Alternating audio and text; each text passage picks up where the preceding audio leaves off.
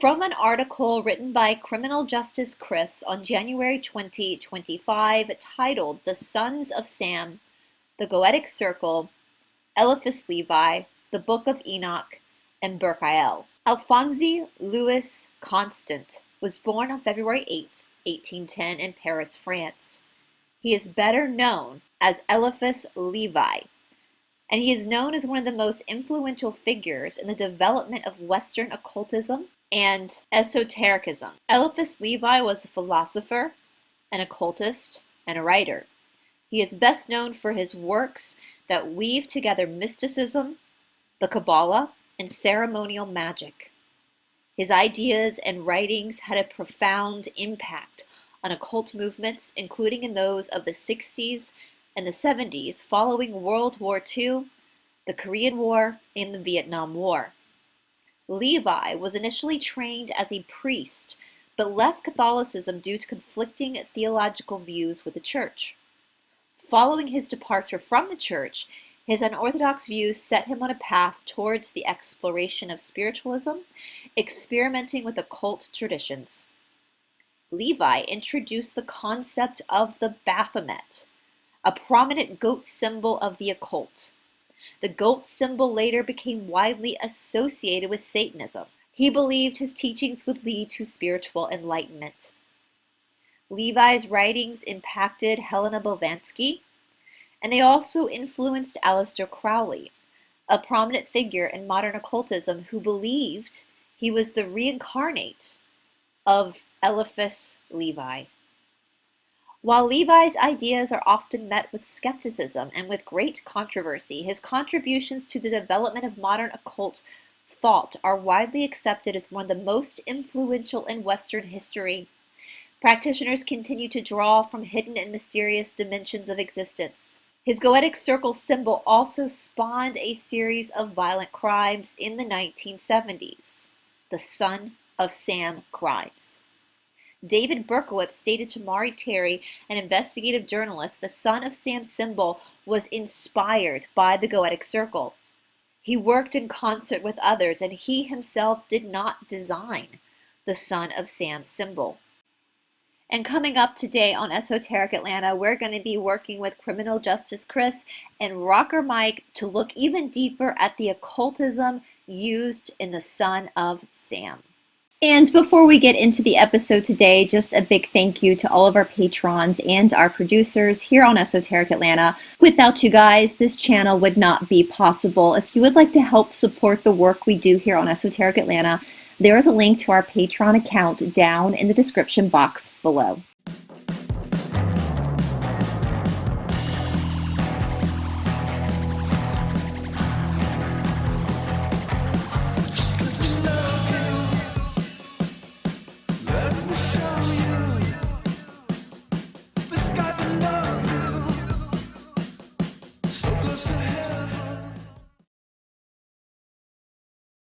Hello, everybody, and welcome back to Esoteric Atlanta. I am joined today with two of my friends in the true crime world, the Son of Sam world, Criminal Justice Chris and RockerMike. How you guys doing today? Hello, everybody.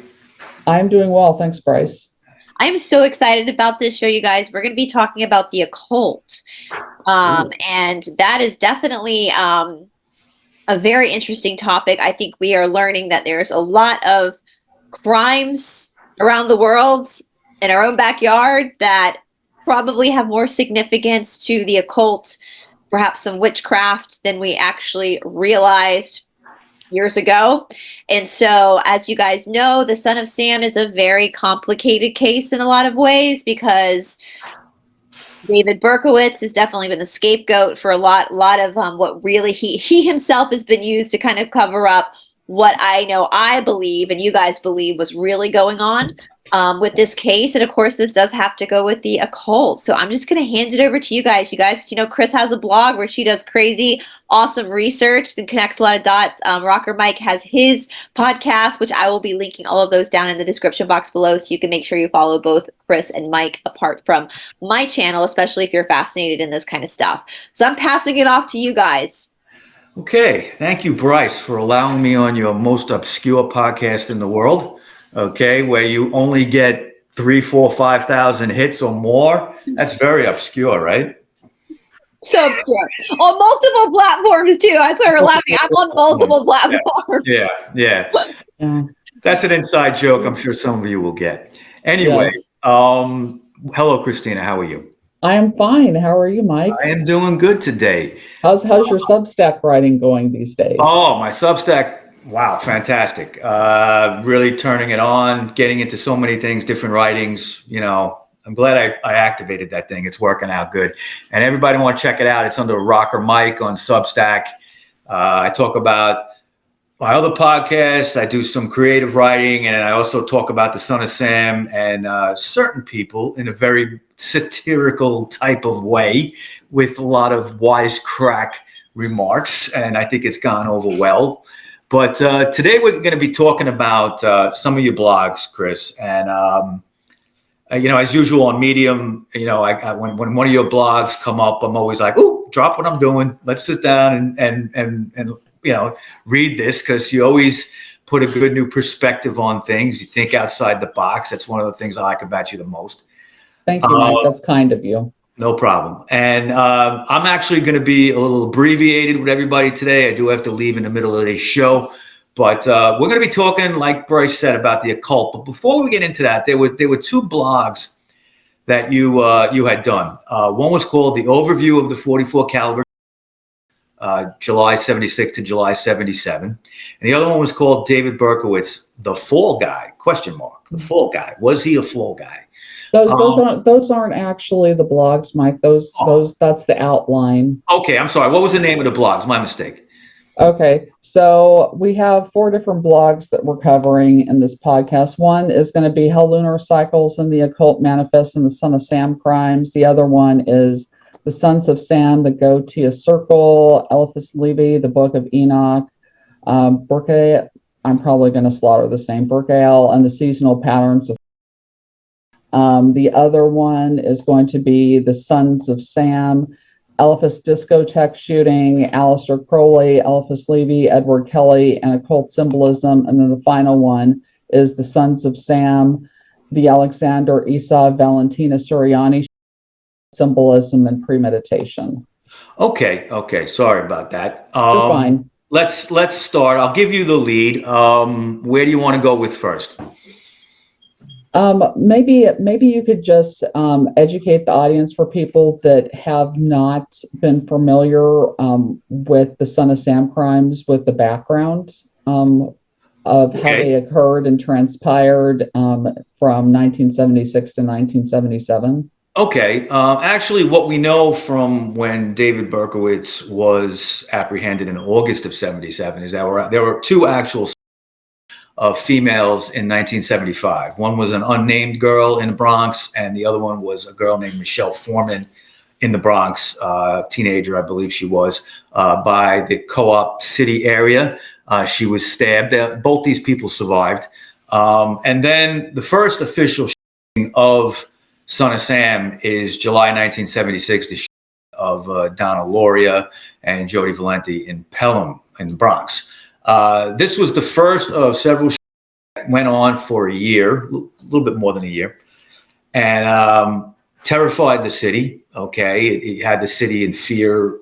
By the time they linked these together in March of 77, after the Voskarician in Forest Hills, that was a horrible murder where Virginia Voskarician was walking down the street coming home to Forest Hills where she lived, and came out of the subway, walked a few blocks, and was basically point blank in the face. She's the one that held her book up? Yeah. She held her book up to block it. That was in March of 77. And at that point, there'd been a few shootings, and they were not connected really.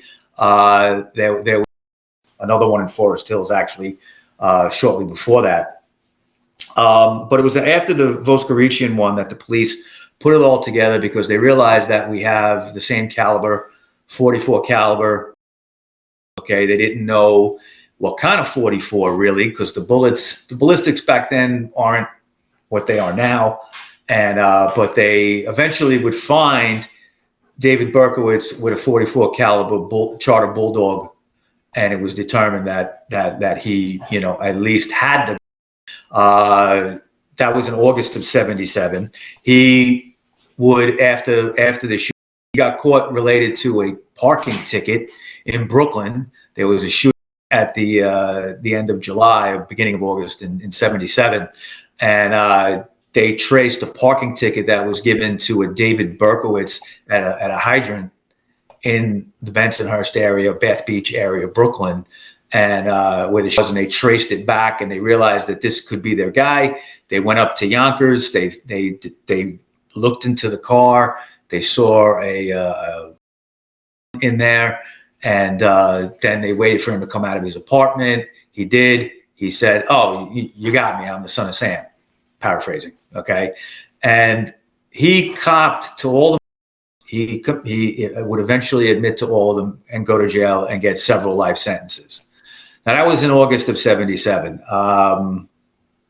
Since then, obviously, there's been many evolutions, I should say, of the case, where it's evolved into a spider web of conspiracy, basically, where there's much evidence that there was a wider conspiracy and possibly other people involved. Goes on. And we've done dozens and dozens of shows on this. I had the Son of Sam Chronicles. Christina has blogged and come on many podcasts about it. Me and you, Bryce, we discussed it, and many other people have talked about it. There's Facebook groups. I'm very good friends with Carl Denaro, who's one of the survivors, and he's done research for many years, decades really, involving this. He himself does not believe that David Berkowitz actually, though he is open to, and we all are open to, that lone shooter theory. We just, don't believe that there's enough evidence for that. We believe it goes the other way. Yeah, there's overwhelming evidence. It's not just some crazy conspiracy. There is literally overwhelming evidence that there is more to this story, right, than what we've been told. So with your blogs, Chris, what do you want to talk about first? Maybe do it in an organized way, where we discuss the Sons of Sam, the Alexander, Esau, Valentina, Suriani, Occult, Symbolism, Premeditation, because that's whenever the first letter was left at the crime scene. Right. And they really started amping up the investigation. Yeah. At that point, the shooter was looking to intimidate. Okay. And that letter was written to Sergeant Joe Borelli, who recently passed away in the last few weeks. He was in his 90s at this point. And it was left for him. Some say it was left in the car where the murder was. Some say it was found on the ground. I tend to believe, I think it was found on the ground. And just to mention as a side note is that particular letter was an early example of really police incompetence. And I have all respect for law enforcement all around. I always do. Okay. But so many people actually touched that letter, okay, before it was ever really even looked at. They didn't secure the scene properly with the evidence. Would you agree, Christina? I would agree. Yeah. I mean, there's so many, even going up now to the Wendy Savino that has been attached as a Son of Sam. I don't recognize it as one. I think anybody with common sense wouldn't. But it's not. It's all been an example of a lot of incompetence, a lot of just arrogance among the NYPD. I think with this case. What do you think? I would agree with you. And I mean, just as an overview, this for Esau and Suriani happened on April 16th, 1976. Right. One of the first things that's observable about it is that it happened over the satanic, close to the satanic holiday, the blood sacrifice of the beast, which is associated with Moloch. And it's a 13-day period that occurs before Beltane, and it's routinely celebrated in the occult because it's a occultic holiday. In addition, the Son of Sam symbol, and this is left in the second letter. This is the Breslin letter. If you look at the design of the symbol, you'll see an X in the center of it. there are several different meanings for the symbol X. One, for example, is it's a symbol for Satan. Right. In the Bible, per Aleister Crowley, the closest associate with Satan is Samuel. Right. Sometimes Satan Samuel, is referred to as Sam or Samuel in occult circles, correct? yeah, and I mean, here's where it gets really interesting: is in the Bible, Samuel is the guardian angel of Esau. Yeah. So I mean, it looks very, very premeditated. And in the Bible, Eliphaz was the firstborn son of Esau. So you have to start tying these things together in order to look at a pattern. And if you read Maury Terry's book, whenever he was corresponding with David Berkowitz about the crimes, you'll find that there's one letter, and I'm going to assume that Maury Terry probably just thought that the S was written backwards, and maybe there was a mistake. But David Berkowitz spelled Eliphaz, which is traditionally spelled Eliphas in the occult, but he spelled it Eliphaaz. That's how it's spelled in the Bible. And that's something that's been overlooked for nearly 48 years. And I find that unsettling because New York, for one, has a considerable Jewish population. They have a considerable Christian population. Now, I know that not everybody's very familiar with names and genealogy, and you can get drowned in names in the Bible. Right. But that's an important detail to miss. And when you have all the satanic symbolism associated with the crime, and then tying in things biblically, there's a problem. Yeah, and I just want to mention as a side note too that you are I would say an expert on occult symbolism. Okay. I don't know if I go that far, but you're being kind. Well, I feel you are. I mean, you've taught me quite a few things, and if I'm going to have any questions about that topic, I'm going to go to you. So in my world, you're an expert. I appreciate it. I wouldn't go that far. I've had some guidance from other people that have referred me to the right books. I am not an occultist, but I also feel as though understanding the occult is no different than learning a foreign language. It would be similar to going to Russia, and if you want to understand them, you have to learn the language. Now, this letter you mentioned just now that was written to Maury Terry with the Z instead of the S. Do you know when that was written? Approximately? I don't know the exact date that it was written.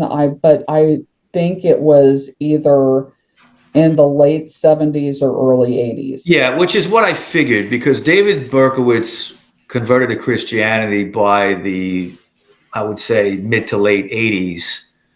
Late 80s, even though he had been there before. He had tried to be a Christian after he was in the army and other times, and it didn't stick. And he has said that even after his arrest and his imprisonment, that he still had occult leanings and occult interest. And I think that this was probably written before he had converted over and given himself over to Christ. Right? Oh yes. I believe it. I believe it was much earlier. Yeah. So what's interesting too is that kind of timeline, because I think if when Maury Terry was first contacting Berkowitz in prison, they had a letter writing back and forth going on. He didn't even meet him for many years before. There was a lot of writing before they actually met, and I think there's a timeline there where he would go over to Christianity and it would stick. And that's when things started to change a little bit in his writing and his letters and the way he sounded towards Maury Terry. Would you agree? I would agree for the most part. Yeah, for the most part. Mm-hmm. Yeah.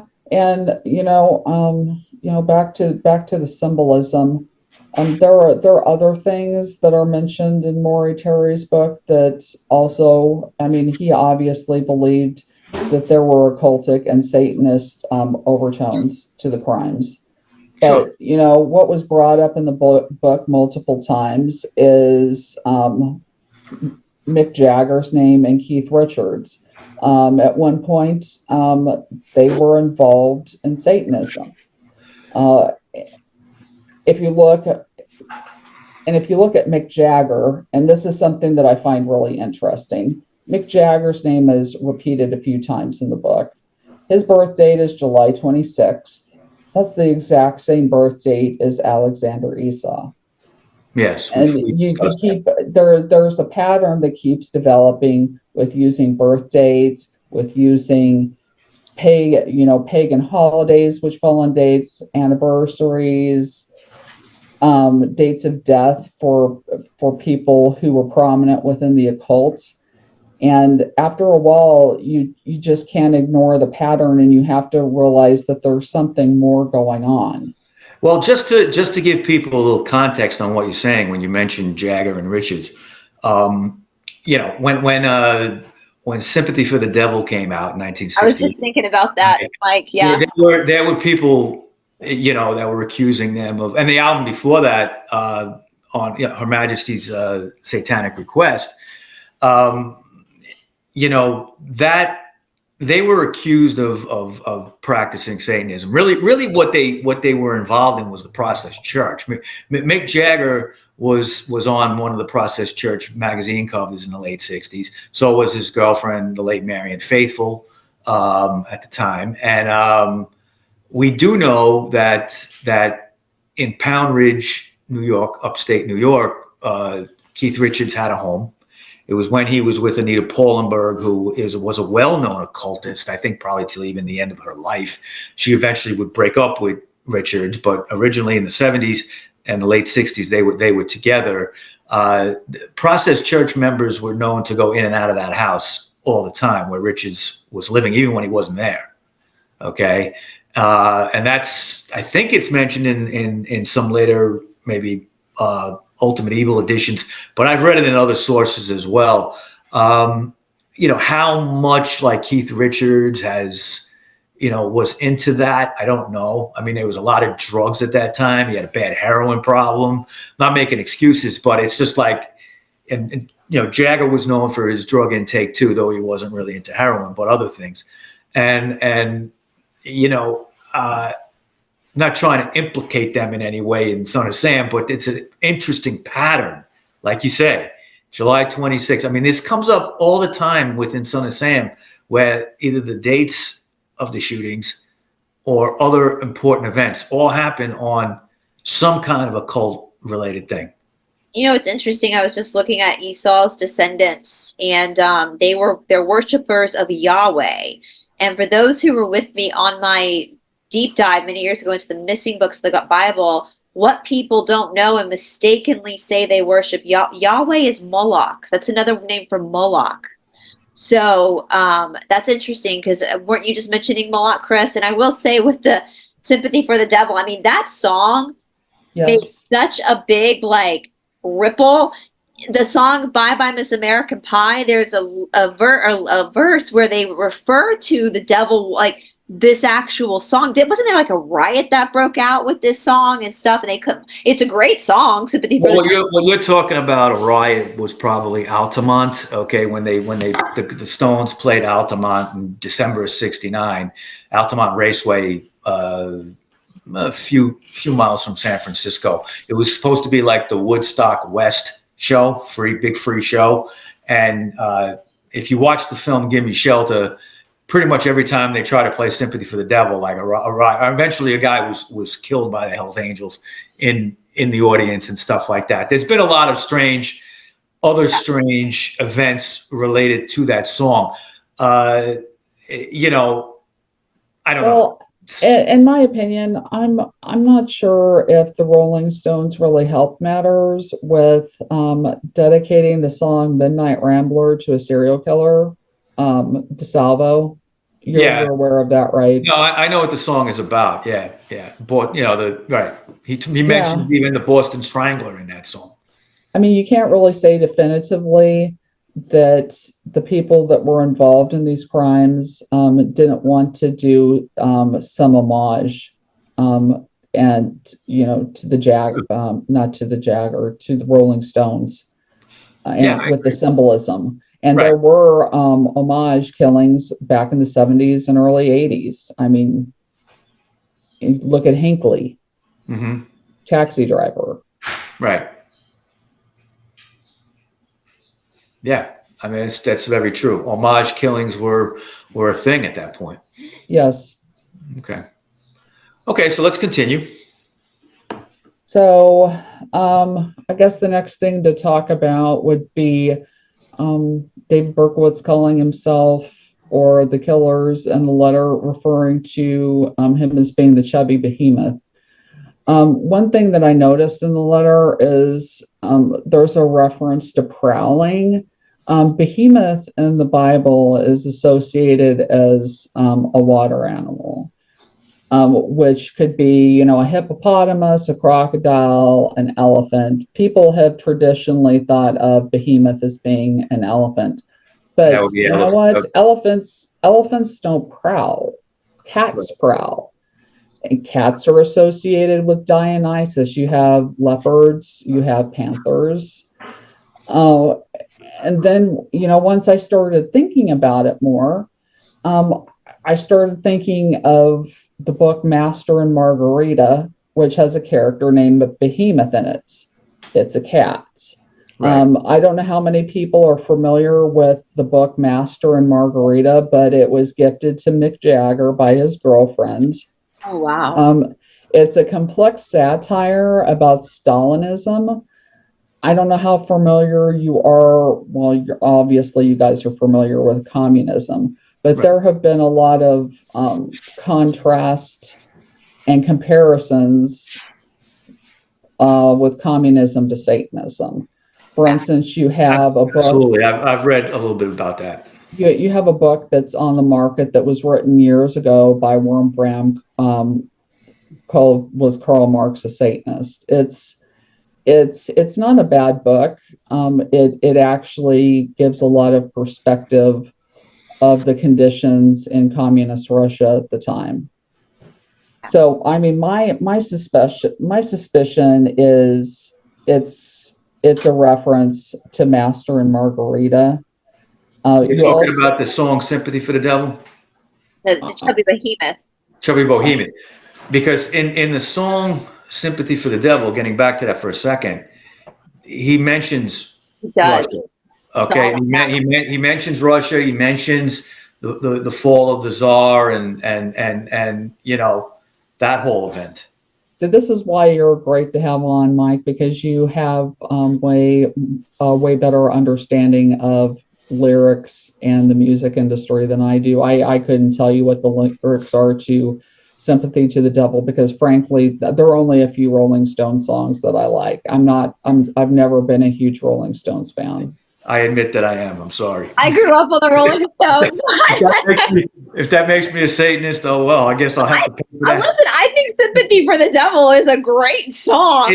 It is actually because it part of the lyrics he's talking about it's the devil in all these different bad places, the fall of Russia, World War II, the killing of Kennedy, the killing, it's One of the best lines just is every cop is a criminal and all the sinners saints. Yeah. That reflection of the shadow side, you can look at it even deeper. Right. But it's interesting with the with Marxism and communism. A few years ago, because it's interesting, we were talking about narcissistic personality disorder off camera. Karl Marx was a raging narcissist. Absolutely abused the crap out of his wife. He was a lazy son of a bitch, forced his wife to do everything. And this whole thing I read was how Marxism is a celebration of narcissistic, like people who are Marxists. This book speculated that people who have Marxist leanings tend to be more narcissistic, tend to have narcissistic traits or have narcissistic personality disorder. And we see that narcissist, it's complex, the personality disorder, but it's that selfishness, which is rooted in Satanism. What would Anton LaVey say, or maybe it was Aleister Crowley? Do what thou wilt, or something. That was Crowley. Do what Yeah. thou wilt. Yeah. Yeah. So that makes a lot of sense. And I think of Bye Bye Miss American Pie, while Lennon read a book on Marx, and he brings up the Sympathy for the Devil song, and that was kind of the sign of the times back then. I mean, it was a chaotic time just in culture in general. Vietnam War was coming off of, so. Yeah. Yeah, there's a lot of elements to communism that are concerning. Yeah. So going back to Chubby Behemoth, something that I also think, and this is not something that I wrote in the blog, and I find this to be very interesting. One of the first Son of Sam victims for the 44 caliber shootings was Donna Lauria. Right. If you look at the Zodiac crimes in California, there was a postcard that was mailed to the police for one victim, and it was Donna Ann Last. They had the same initials. And it was a Peek Through the Pines postcard. David Berkowitz was living at Pine, and recently they actually found Donna Lass's skull years ago, but they identified the remains, and interestingly enough, they found her at Chubb Lake. They found her what? They found her skull at Chubb Lake. So tying in Chubby Behemoth with the overlap is interesting. And then, of course, Maury Terry argued, and others have argued, that the Zodiac crimes in California tie in with the the Son of Sam crimes in the state of New York. There were Zodiac letters that were sent in upstate New York. I've done some analysis on the Son of Sam symbol. I believe I've solved it. I basically tore it apart and reconstructed it. I believe it's identical to the Zodiac symbol, and I find that troublesome. But yeah. Anyhow, going back to like Lawrence Klausner's book, which isn't the most accurate book in the world. I don't know if I would recommend that people read it. There are a lot of inaccuracies. But one thing it does state in the book is that the first Son of Sam letter that David Berkowitz started to write it on April Fool's Day. So you have that occult symbolism again, because the Fool is, it's a tarot card, and it's associated with Dionysus. And then comparative overlays with Dionysus are Pan, Bacchus, and Lucifer. Well, and I know from my work into these cults with Dionysus, they're cannibal cults too. A lot of the deeper, they deal in like complete destruction. I don't know how to say this tactfully, but where they have will say, and they kill at the end and then consume, it's complete destruction and chaos. And that's why a lot of people in satanic occult celebrations follow Dionysus, and that's what Mardi Gras is. And I have a video of a deep dive into that over on Rumble, over the big breakdown of Mardi Gras. You know what it reminds me of too, when you're saying this, is Marina Abramovich. Yep. Okay. And now obviously she's not really eating people, but her spiritual cooking episodes and parties where they have and again, symbolism, they have a cake in the shape of a person, of a human being. Okay.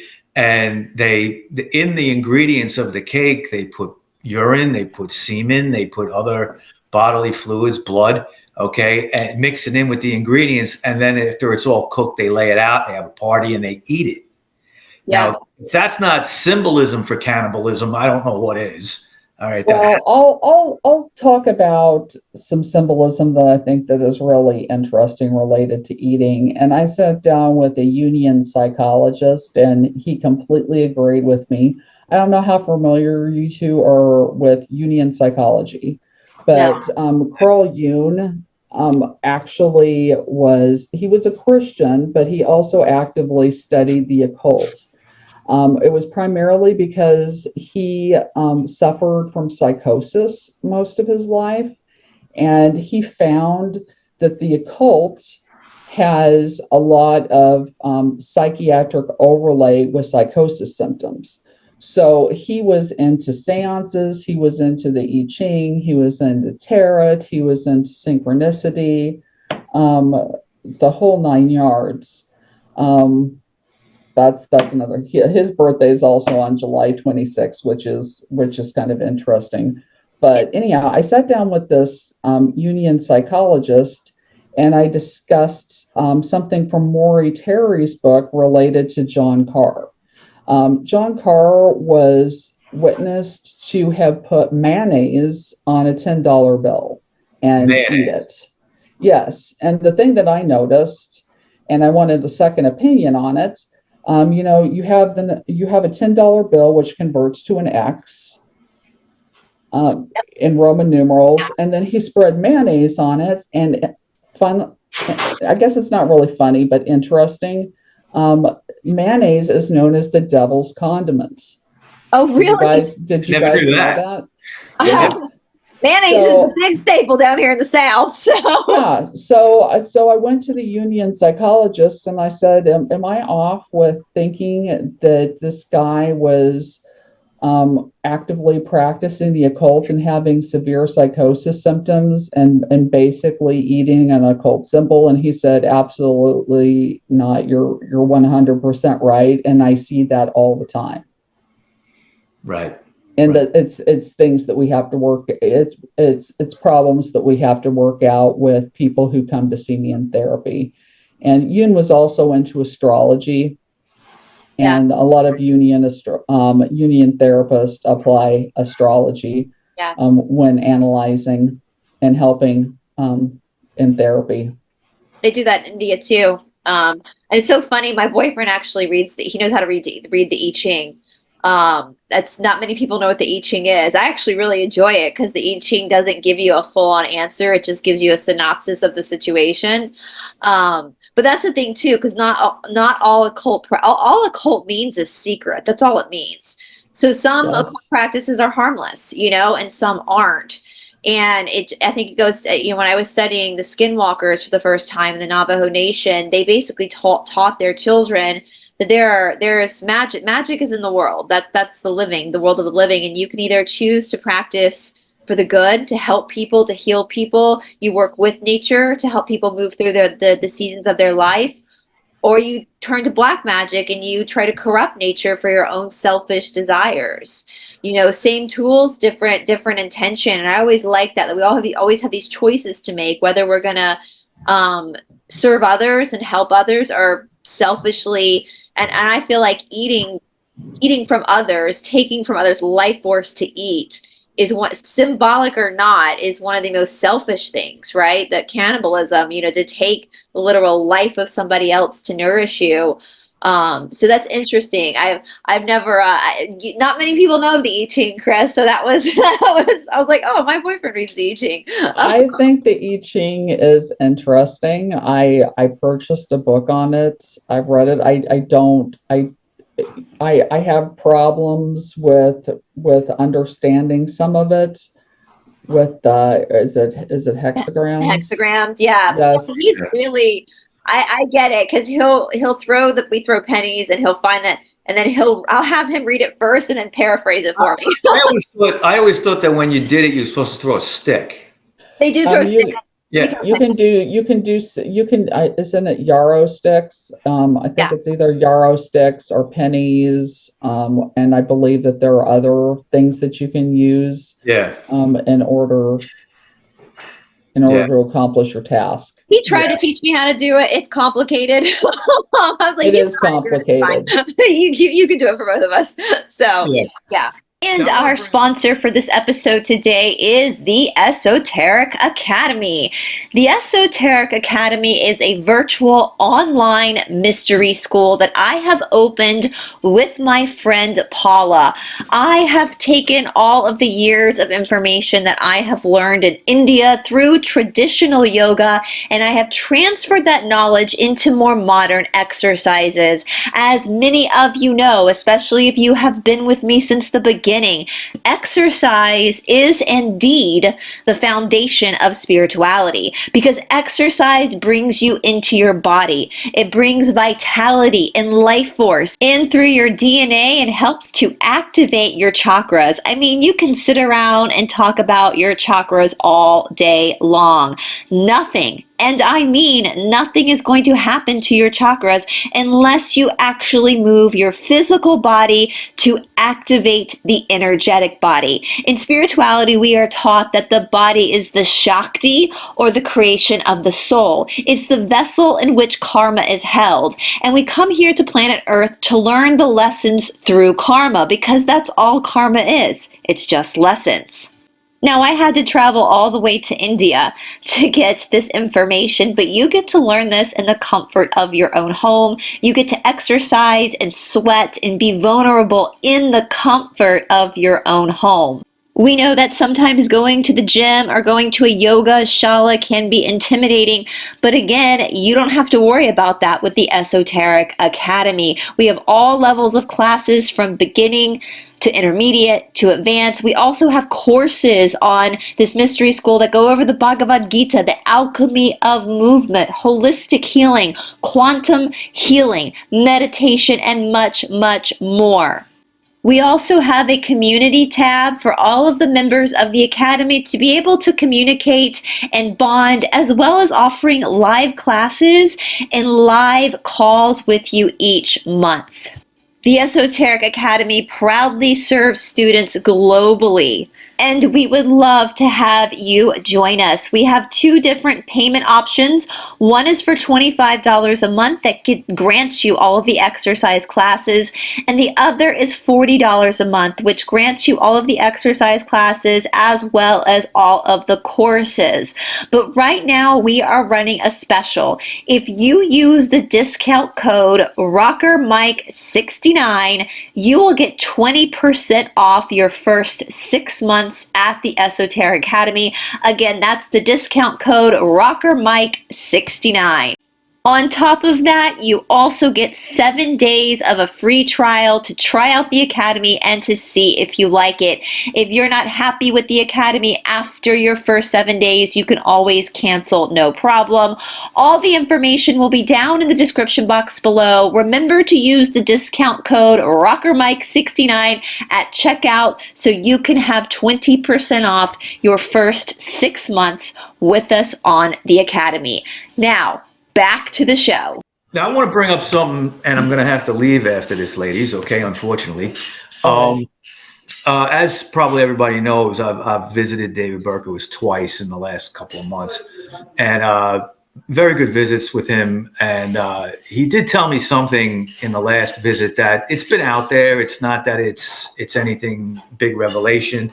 Some people believe it, some don't, but it was nice to hear it from his own lips, is that, you know, and I think of this because, Bryce, you just said some people get into bad magic and good magic, whatever. You know, I believe that you know, David was interested in the occult prior to anything ever happening related to the Son of Sam shootings, or even meeting the cars. Okay, yeah. You know, I think that where he was at was probably an extreme novice. Okay, he didn't know a lot. Okay, I think he might have known some things, but he was looking. Okay, and you know, he also was involved with born again Christianity at the time. And, you know, it seemed like nothing. He was searching. It seemed like he was searching. And when he did meet the Carr brothers, okay, prior to moving to Pine Street, okay, when he was in the eastern part of the Bronx, actually probably living with the Casaras up in New Rochelle. he met them and he viewed them as, these guys are experts. Yeah. And he wanted to befriend them because he knew they knew a lot. And they told him, go get a satanic Bible. And he went to some parties with them and things like that. But what he told me is that he specifically moved to 35 Pine to be closer to them. Okay. Now, it's one thing to read that somewhere. That's been said before. It's another thing to be told that. I believe it. I do believe it. Okay. I've always kind of believed it. So it just was vindicating to hear that. Obviously, could anybody be lying? Absolutely. Okay. I'm not stupid. But at the same time, I'm going to go with this because I think that he was searching for someone in this world that could teach him things in this. And I think chance. Go ahead. I think it's past that, Mike. I mean, he moved to an area that had far more occult symbolism than his prior apartments. Well, he may never have known that until he moved. I mean, I would argue that there was even occult symbolism whenever he bolted from the Casaras, because he got into a confrontation with the Casaras on April 4th. Right. So you have the 4/4 symbolism. It happened at 4 o'clock in the morning. And then he was there for about 4 more days and he left.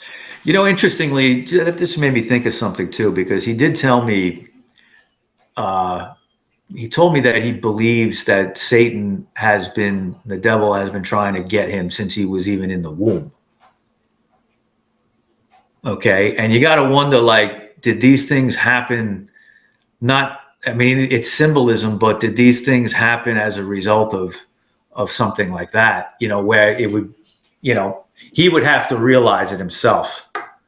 Okay. Not that he was do you think he picked a fight with the Casaras on the 4th at 4 a.m? I don't think it was him.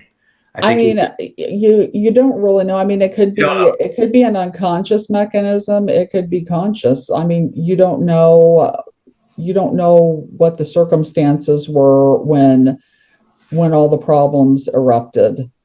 And he obviously did complain about noise at the Casaras with the barking dogs. Right. And if you're working the night shifts and people aren't really respecting your boundaries and they are letting their dogs bark at all time of the day, you're not going to want to live with them. And I personally probably wouldn't handle it well either, and I would break my lease. But some podcasters have tried to portray it as him just having a psychotic meltdown on the Casaras and then bolting. But this other person has also portrayed it as he just left and uprooted all of a sudden. Because of the Wendy Savino shooting. Well, and that's not accurate. He applied for the Pine Street apartment on the 27th of March. We know that, yes. Yes. So in my opinion, if you take into consideration whenever he moved, which was or applied for the other apartment, which was the 27th of March, and then he was approved, and then he moved in. I have to believe that there was some orchestrated occult symbolism in order to solidify the moving process. But do you think I think if you get my point, I think what I'm trying to say is, was this like demonic forces doing these things at the time to him, or was he consciously or unconsciously even smart enough in the occult at that time to do these things on his own? Okay, he went to Christopher Columbus High School. I have been told by sources that the occult was very rampant at Christopher Columbus High School. That doesn't mean that he was horribly literate in it, but I do think that he had a better knowledge of the occult in high school than possibly people give him credit for, and that he was likely networked more with occultists in high school than people give him credit for. And I will say, just, take this with a grain of salt. We look at the Cassiopeians a lot on my channel, and we call them the Lizzies, these forces that they will influence. And you don't even realize sometimes, like if there's an opening, they'll take it. So if there's a vulnerability, like, so if, and what you're saying, Chris, too, with the dog, yeah, that's a very human reason to want to leave. So it could be true, right? Very human reason. The dog was barking. He was getting annoyed. He didn't want to stay there anymore. That's totally understandable. He worked the night job. Well, if there's a vulnerability there, darker forces can kind of influence without you actually being aware of it. Right. And as the Cassiopeians say, and this goes to anybody out there who does channeling, 99% of the time when you're channeling a dark force. Not they portray themselves as light, but they're not, because good entities don't want to mess with our free will. So I'm going to be honest. I think whenever you're growing up in the Bronx and you're having some mental health issues and you're looking for signs all the time, and maybe you can pronounce this correct for me, Mike, because my pronunciation isn't always perfect with New York, but I've been told that there's an area in the Bronx it's spelled Spuyten Duval. Is it Spuyten Duval? Spuyten Devil? Spuyten Devil. Yeah, but it means spewing devil, spinning devil. Yeah, I'm not. I know the area a little bit.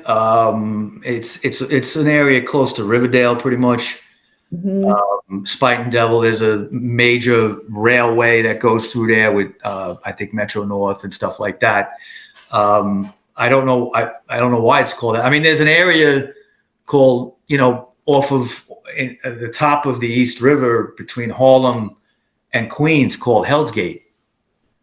Okay, and Hell's Gate, there's even a Hell's Gate bridge that only trains go over. Okay, and the reason they call it Hell's Gate is because at times when the currents are right, there's a whirlpool there, and a lot of ships, old wooden ships, went down in that. Okay. But that's the other side. Okay, what you're talking about is on the west side of like the Bronx and top of Manhattan. Yeah, still it's there, and you're going to unconsciously or consciously process that information. And if you're struggling with mental health issues, it's gonna take root.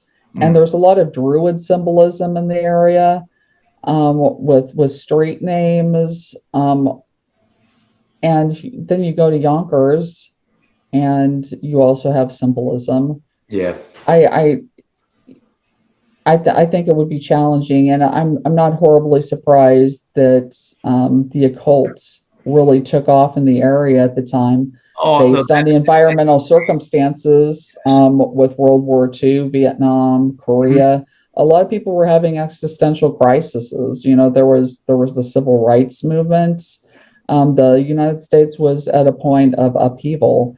Right. And people started looking at different types of religion in order to fulfill their needs, which is very common. I mean, if you look historically, a lot of cults pop up around wartime. I mean, it's happened with civil war. It happened with the Civil War, World War I, World War II, Vietnam, and we're probably on the verge of having it happen again. And it's important to start addressing these issues, including occult symbolism, in order so we can avoid problems and properly solve crimes like these in the future. Right. And with that, ladies, I do have to leave. I apologize. No worries. And have a great rest of the show. And everybody, I'll see you soon, okay? Okay, you too, Mike. Thanks for coming on. Mike, I was actually looking at different. That's your boyfriend. No, he's Todd. Okay, Todd. I was looking at an apartment in this area of New York thinking, Mike, the real estate. I'm like, that looks so bad. So anyway, because I was like, oh, that sounds interesting. But yes, have a good day, Mike. And okay, everybody. You know, Chris, what's interesting, I'm thinking about this from like we as human beings, like when you like say you have a friend and you see your friend, you can tell if your friend's in a good mood or a bad mood just by their energy, but you see them and you can tell especially after Vietnam. I just finished reading a book about Vietnam, and I was born in 1983, so Vietnam had ended 11 years before I was born. But so it was pretty much signed, sealed, and packed away by the time I came into consciousness. But I've been so affected by this book, the amount of trauma that people in our country and any country, were going through, like and that does things to people's psyche when they have, they at that point they called it shell shock. They didn't really know much about PTSD. Mhm. And the amount of men that came home, some that didn't come home, but ones that came at home who were just so mentally fried, physically annihilated, and we weren't getting help from their government. People were finding out the government had lied to them. So I can definitely see that trauma, collective consciousness of trauma that was happening would invite in probably some pretty extreme beliefs to try to make peace with even one's own thoughts. So that makes a lot of sense. Yeah, I mean, I would agree with you. A lot of So, sense. so do you wanna move on to the Elephas discotheque shooting next? Let's do it. Yes. Okay, so on June 26th of 1977, Salvador Lupo and Judy Placido left the Elephas discotheque in Bayside, Queens.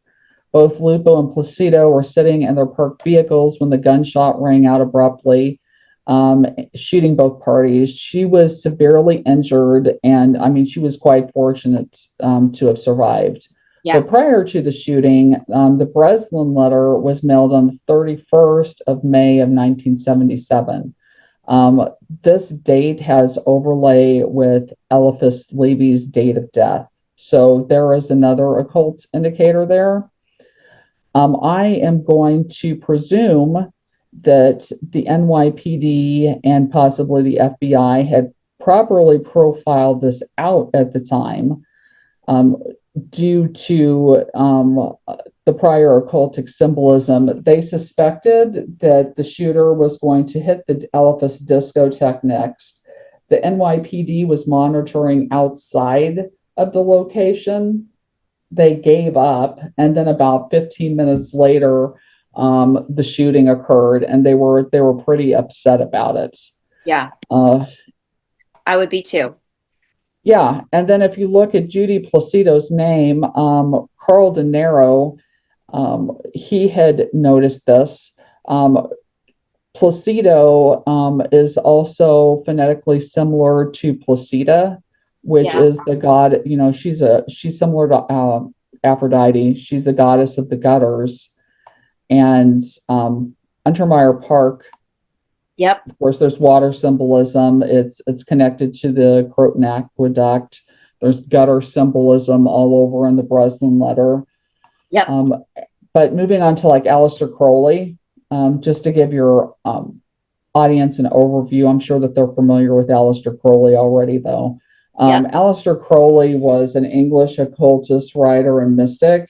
He gained popularity in the 1990s for his books written on the occult, such as the Equinox series, Equinox of the Gods, Moonchild, Book of Thoth, Magic and History and Practice, Book of Lies, Diary of a Jug Fiend. He had referred to himself as the Beast or 666. He was a member of the Golden Dawn. More recent research has attributed Crowley with foreign and domestic intelligence communities as a double agent, possibly involved with the sinking of the Lusitania, and which he was involved with J.P. Morgan. Apparently, he was sleeping with J.P. Morgan's assistants, who was responsible for curating his art.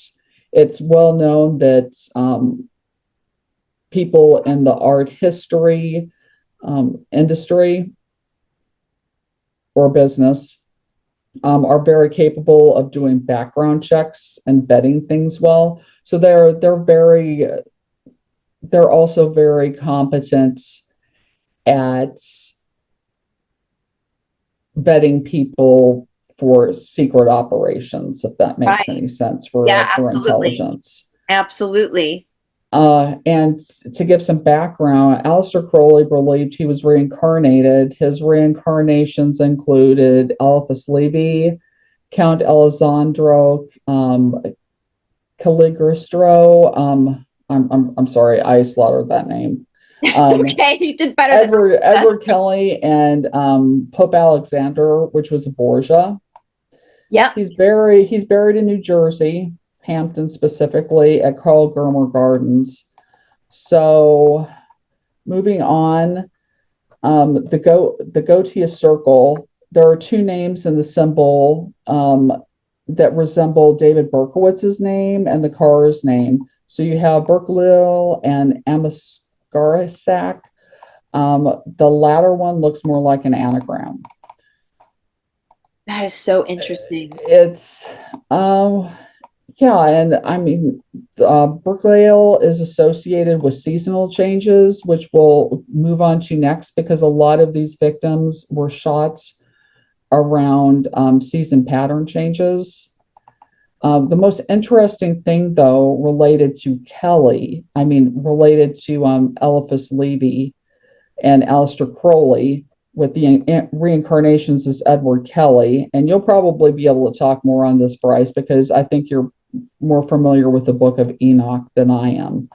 But Edward Kelly was the son of a Worcester apothecary, and he dabbled in the dark arts of necromancy with John Dee, an Elizabethan scholar who worked under Elizabeth the First during the English invasion from Spain. Dee was intensely loyal to Elizabeth. Kelly was more interested in turning base metals into gold. When they worked together, they did a series of rituals, reportedly communicated with entities which many suspect were aliens. These entities became known as the Enochian angels. When invoking the angels, they used a black mirror made of obsidian. Dee questioned them, and then Kelly reported their language. Dee believed that the angels were submissive to God and benign, while Kelly mistrusted them and thought their intents were malicious. The men were provided with the Enochian keys by the angels, which were 48 spirit evocations. There was one key missing. Supposedly, the last key was too sacred to be voiced. And then the Enochian communions are filled with apocalyptic pronouncements and imagery, and the angels repeatedly warned of the coming of the Antichrist. And then in the Book of Enoch, there are several angels and demons that are phonetically similar to the ones written in the Eliphas Levi symbol.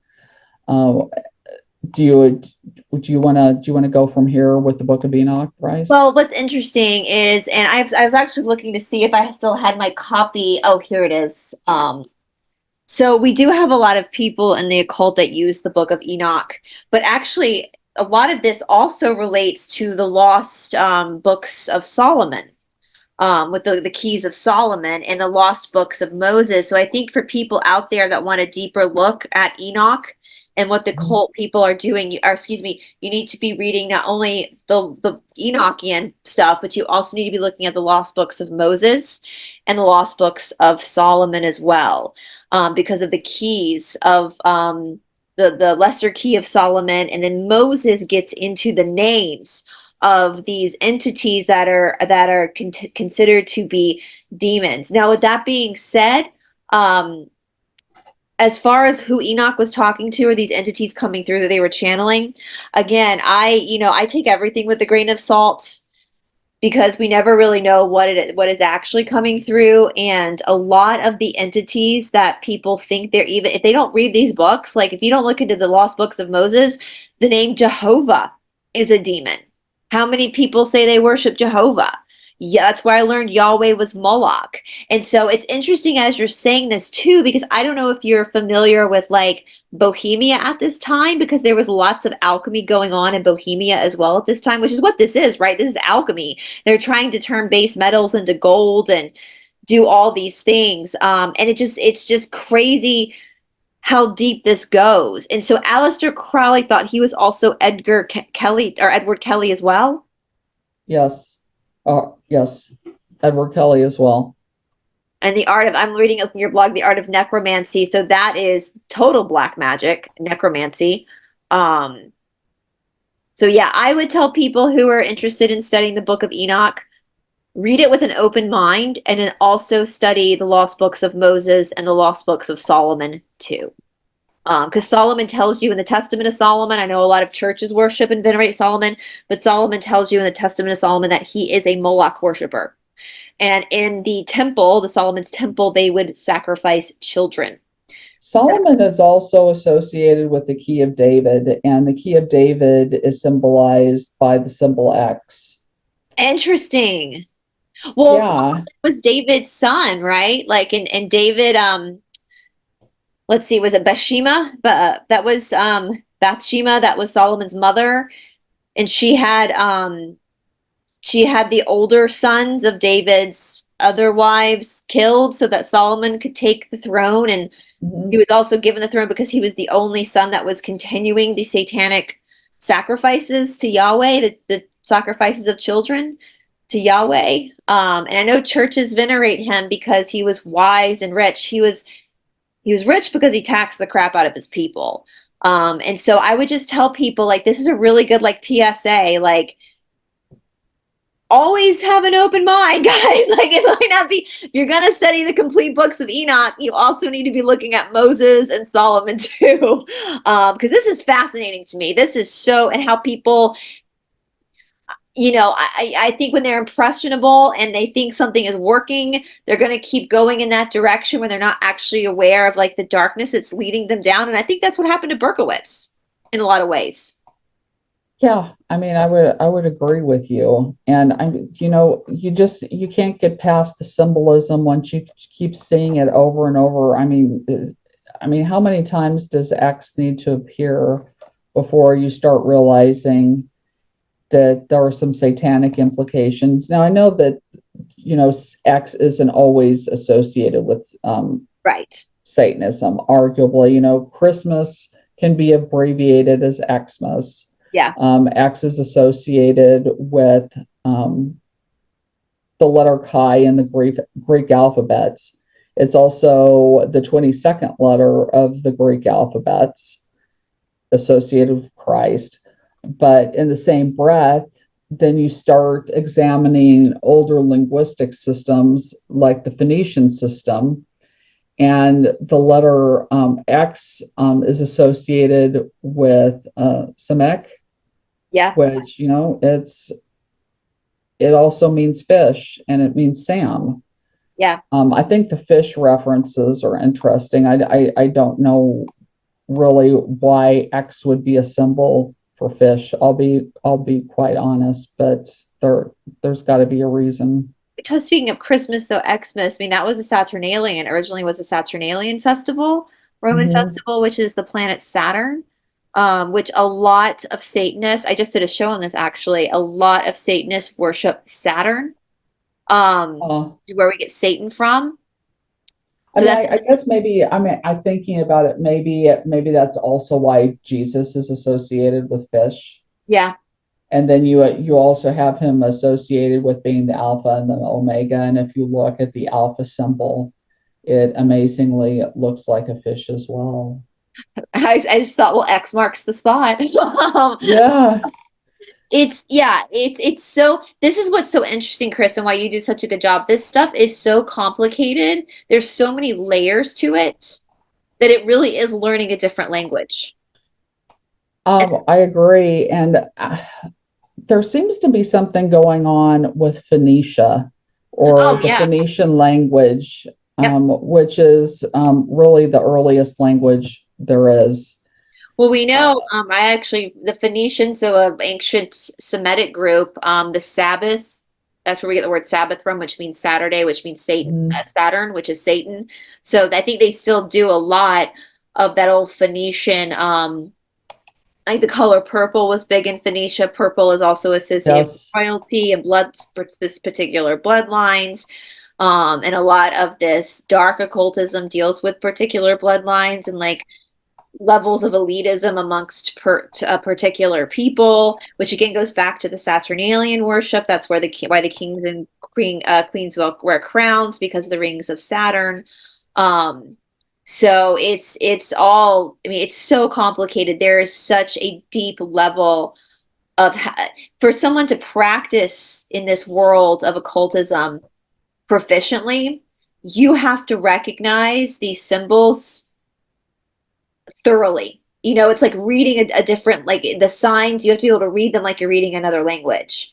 And that's why a lot of occultists are super smart. You know, you can't take that. I mean, Aleister Crowley probably had a really high IQ, you know, to be able to do all this stuff. You know, some of them are evil, but doesn't mean they're not smart. And I think, you know, I even think Berkowitz was probably or is probably pretty smart to be able to even understand a little bit of what's going on in the occult world when it comes to this stuff. Well, I know that his IQ, I believe, is around 118, which is, you know, he's an outlier. I would argue that his IQ is much higher than that Yeah, I in would certain too. domains based on my dealings with him. Yeah. He is very intelligent. I think that you have to be able to think outside the box Yep. and be open. It's no different than learning a foreign language, like I said before, Latin or Yeah. Russian. For myself, as I stated before, I'm not a practicing occultist. I look at it more from examining it as from a criminology standpoint and Yeah. applying it to crimes. Other Which people, you know, they apply it and they live by it. It's their religion. no. It's their, which is interesting. I want to bring this up before we forget. You wrote about this in some of your blogs about having to place this into the training for police departments so that they understand, have a base understanding of what they're looking at sometimes when they look at a crime. And I think that's a really good point, and that's super important that police officers and criminal justice people of the court start to be familiar with these kinds of practices so that they can understand crimes better and the motive.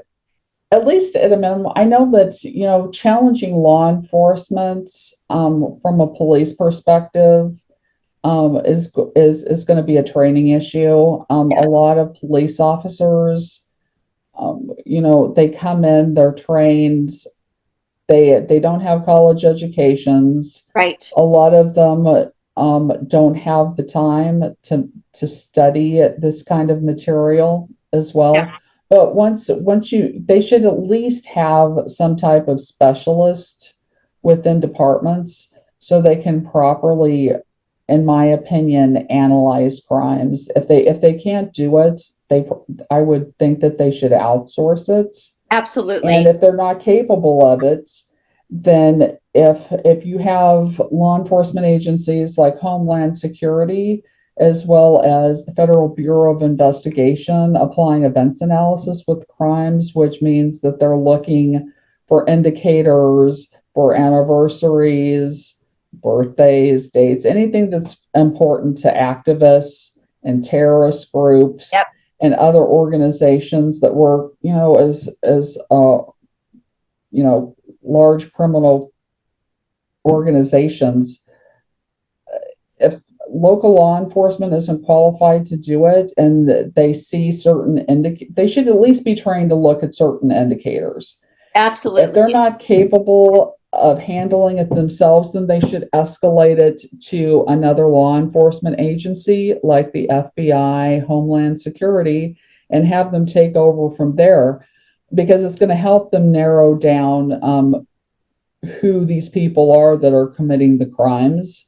Yeah. And it's important to solve these type of crimes because they're frankly not going to go away. No, because these are people's religions. Like these are what people, this is their currency. And it makes so much more sense. Like if you're looking at all the victims of the Son of Sam and you're trying to figure out the motive for each of these victims, well, obviously the motive is occultism, you know, and I think that answers the question for why some of these things happen is it's an occult practice. And look at their birthdays, look at the season, like you said, of when they're unalive, when they meet their maker, you know, and it's I think it's super important. Just like some motivation is robbery or passion, like this is also a motivating factor into why some of these crimes take place. Mm-hmm. I would agree with you. Do you want to move on to the seasonal patterns of the shootings next? Yeah, let's go into that. Okay, so the next blog I'm going to go over is the Son of Sam, the Gotic Circle, Eliphas Levi, the Book of Enoch, and the seasonal patterns of shootings. So there are, of course, all the names that are part of the Gotia Circle. The Gotia Circle has word roots that can be traced back to the Greek language, which includes groan, weep, bewail, howl, witchcraft, jugglery.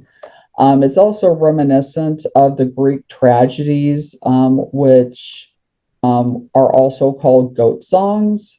So again, you've got the goat symbolism. And this traces back to the Idaean dactyls and to three demonic brothers that were part of this. They were associated with war. They were also associated with the discovery of iron. So you have the different names that are in the Gotia Circle. David Berkowitz has clearly said that the Son of Sam symbol was loosely based off of this. He has stated, dating back to the 70s, including now, that he did not design the circle. He did not design the Son of Sam symbol himself. And he said that he associated with Berkowitz. Okay, Berkowitz is considered to be a good angel. He's the angel of the seasons, and his name means blessing. He's also in the ninth god in chapter 69 of the book of Enoch. Then there's another one that's similar, phonetically pronunciation, Berkowitz. He's considered to be a bad angel. He's the angel of lightning. He taught astrology and the course of the stars to humans. He's listed as the ninth god in chapter 69 of the book of Enoch. And then you have the other names that are listed in it as well. I'm not going to cover those because I don't think that they're as important as the one that he associated with because of the seasonal shifts. So with the Son of Sam crimes, you have Donna Laurie and Jody Valenti. They were shot on the 29th of July of 1976. That's associated with a pagan holiday. Lucas Nasta. Can you pronounce that for me? Yeah, Lucas Nasta would be how I would pronounce that, but Okay. I could be wrong. Because I know Samhain, people will say Samhain, but that's Samhain for October. Yes, I do know how to pronounce that. I don't know. So the first one, guys, correct us in the comment section. I'm not a practicing occultist either, so yes, it's the first dead giveaway with me that I read a lot, and I'm not a practicing occultist, as I struggle pronouncing some of these names. Yeah, it's all good. Yeah. Then you have Carl De Niro and Rosemary Keenan. They were shot on the 23rd of October of 1976. That's close to Samhain. Yeah. Donna DeMasi and Joanne Lamino were shot on the 27th of November 1976. Now, arguably, it's not really a pagan holiday that they were shot over, but I'm going to say there's a holiday season that begins with Thanksgiving until New Year's, so you can kind of slide them in under the radar. It's all around that Saturnalian, what the ancient Romans and Janus, the sacrifices to Janus was also made. You've got a point, and I mean we brought up Janus in a previous podcast with Leslie Zarrett. Yeah. It's all that time period of, I know for black magic, for the Northern Hemisphere, the 21st of December, so the winter solstice through to Christmas Day are the darkest days of the year. So that's when they do most of their black magic as well. So there's a lot in this time period that would signify occultism, in my opinion. That's interesting. Then you have Christine Freund and Jean Deal. They were shot on the 30th of January of 1977. It falls over Embalak, Sabat. The one that I think is really interesting because it took me a really long time to figure out the pagan roots with this, but Virginia Voskerichian was shot on the 8th of March of 1977. I found a holiday. It's called International Women's Day. Its pagan roots are in the March equinox, and it's a Russian holiday. It's also close to the vernal equinox.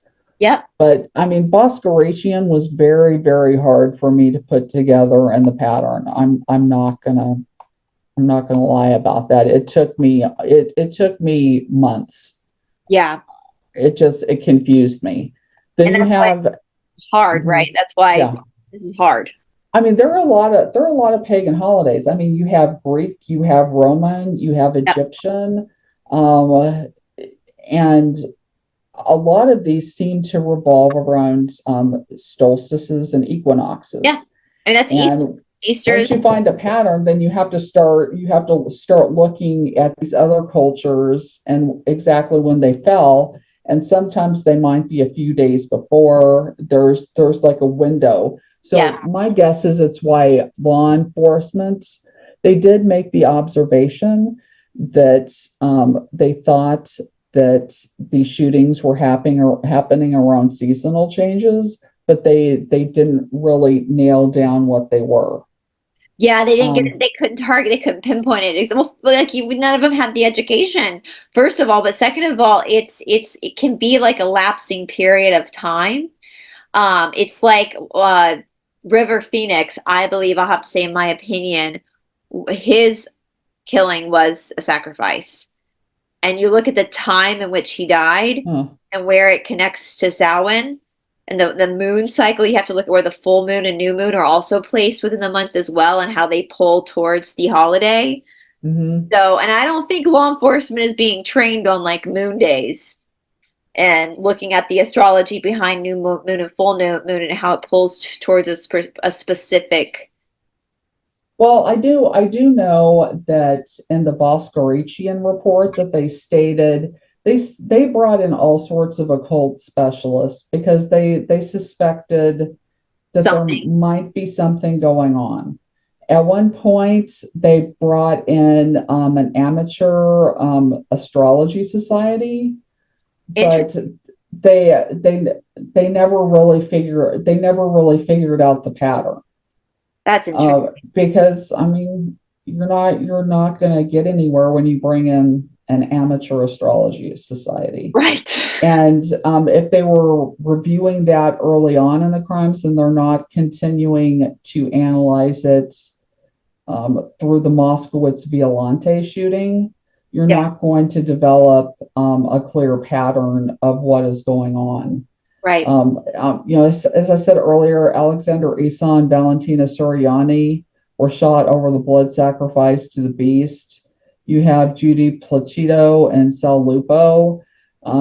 They were shot near the summer solstice. The closest one is the summer solstice in the Roman Empire. And then you have Stacy Moskowitz and Robert Violante, who again, just like Donna Lauria. It began and it ended on the same kind of as above, so below. Now, I will say, for those who are curious, I've worked with whistleblowers before who grew up in like cult families. Beltane is one of the biggest sacrifice. They'll do blood sacrifices still to this day on Beltane. So that's a big one. That's a big one. And the Esau catch from the Bible was a good catch, because what did Esau's descendants worship? They still worship Yahweh, which is Moloch, and Moloch was the god of child sacrifice. So the fact that they got him on Beltane, that's not by mistake. Yeah, and I mean, you have to start looking at these dates and as well as these holidays if you're going to solve anything again. I'm sure that most of the viewers are not familiar with this crime in the state of New York, but there's it's called the Charlie Chopoff murders. Have you looked into Charlie Chopoff at all? There is some occult symbolism with Charlie Chopoff. For one of the victims was killed on August 17th. I believe it was 1973. And that's the same date that Leslie Zarrett was killed. There was another victim that was killed on October 23rd, which is the same date that Carl De Niro was shot. 1 year, there was a person that was killed, I believe, on March 6th. The next year, another person was killed on March 9th. So you have inversions going on. And then there was basically following the same. Yeah. It was before. It was in the early 70s. Yeah, and what this guy was doing is he was chopping off penises. Oh, wow. And then all of a sudden, once you got to the fifth victim, which was Stephen Cropper, his penis wasn't chopped off. A razor was used on him and an X was slashed on his chest. Now, I found this because I found an article where Lilith Aquino was interviewed. I'm sure you know who Lilith Aquino is, correct? Yeah. Oh, yeah. Michael, yeah, his wife. Yes. Yeah. And she was discussing how she doesn't condone killing of children, and it was an abuse of Satanism, and that this was obviously a satanic killing. And the victim's name wasn't listed in it, and it took me a little bit to find it. And then I found Stephen Cropper, and he was the one that had the X carved in his chest. And he was killed on the 17th of August. And I thought, well, why is this guy not fitting in with the other crimes? Why do they think that he was part of it? Well, my opinion is his penis wasn't chopped off because they didn't really need to, because they just didn't, or whoever did it, incorporated symbolism into the name itself. I mean, you've got cropper. Cropping is cutting, is symbolic of cutting. Yeah. So all it did was just shape shift the crimes, which that's the whole premise of Satanism, is Satan shapeshifts. Yeah, absolutely. 100%. 100%. Yeah. And you'll find this with other crimes too, where they'll think, okay, well, I think this ties in, but all of a sudden the MO is changed. And all it is, in my opinion, is shape shifting. Yeah. And if you're not picking up on the shape shifting, you're never going to solve it. And it's completely ethnocentric to not acknowledge that Satanism can be involved with crimes as well as the occult. And that's, I really don't know what to say. I find it frustrating that what do you think, police departments and law enforcement agencies are continuing to whitewash to this day. Yeah. From my whistleblower friends, it's because a lot of them are not your day-to-day cops, but like upper echelon, like the upper are involved in it as well. And that's why a lot of it's kind of pushed aside. That's according to my whistleblower friend.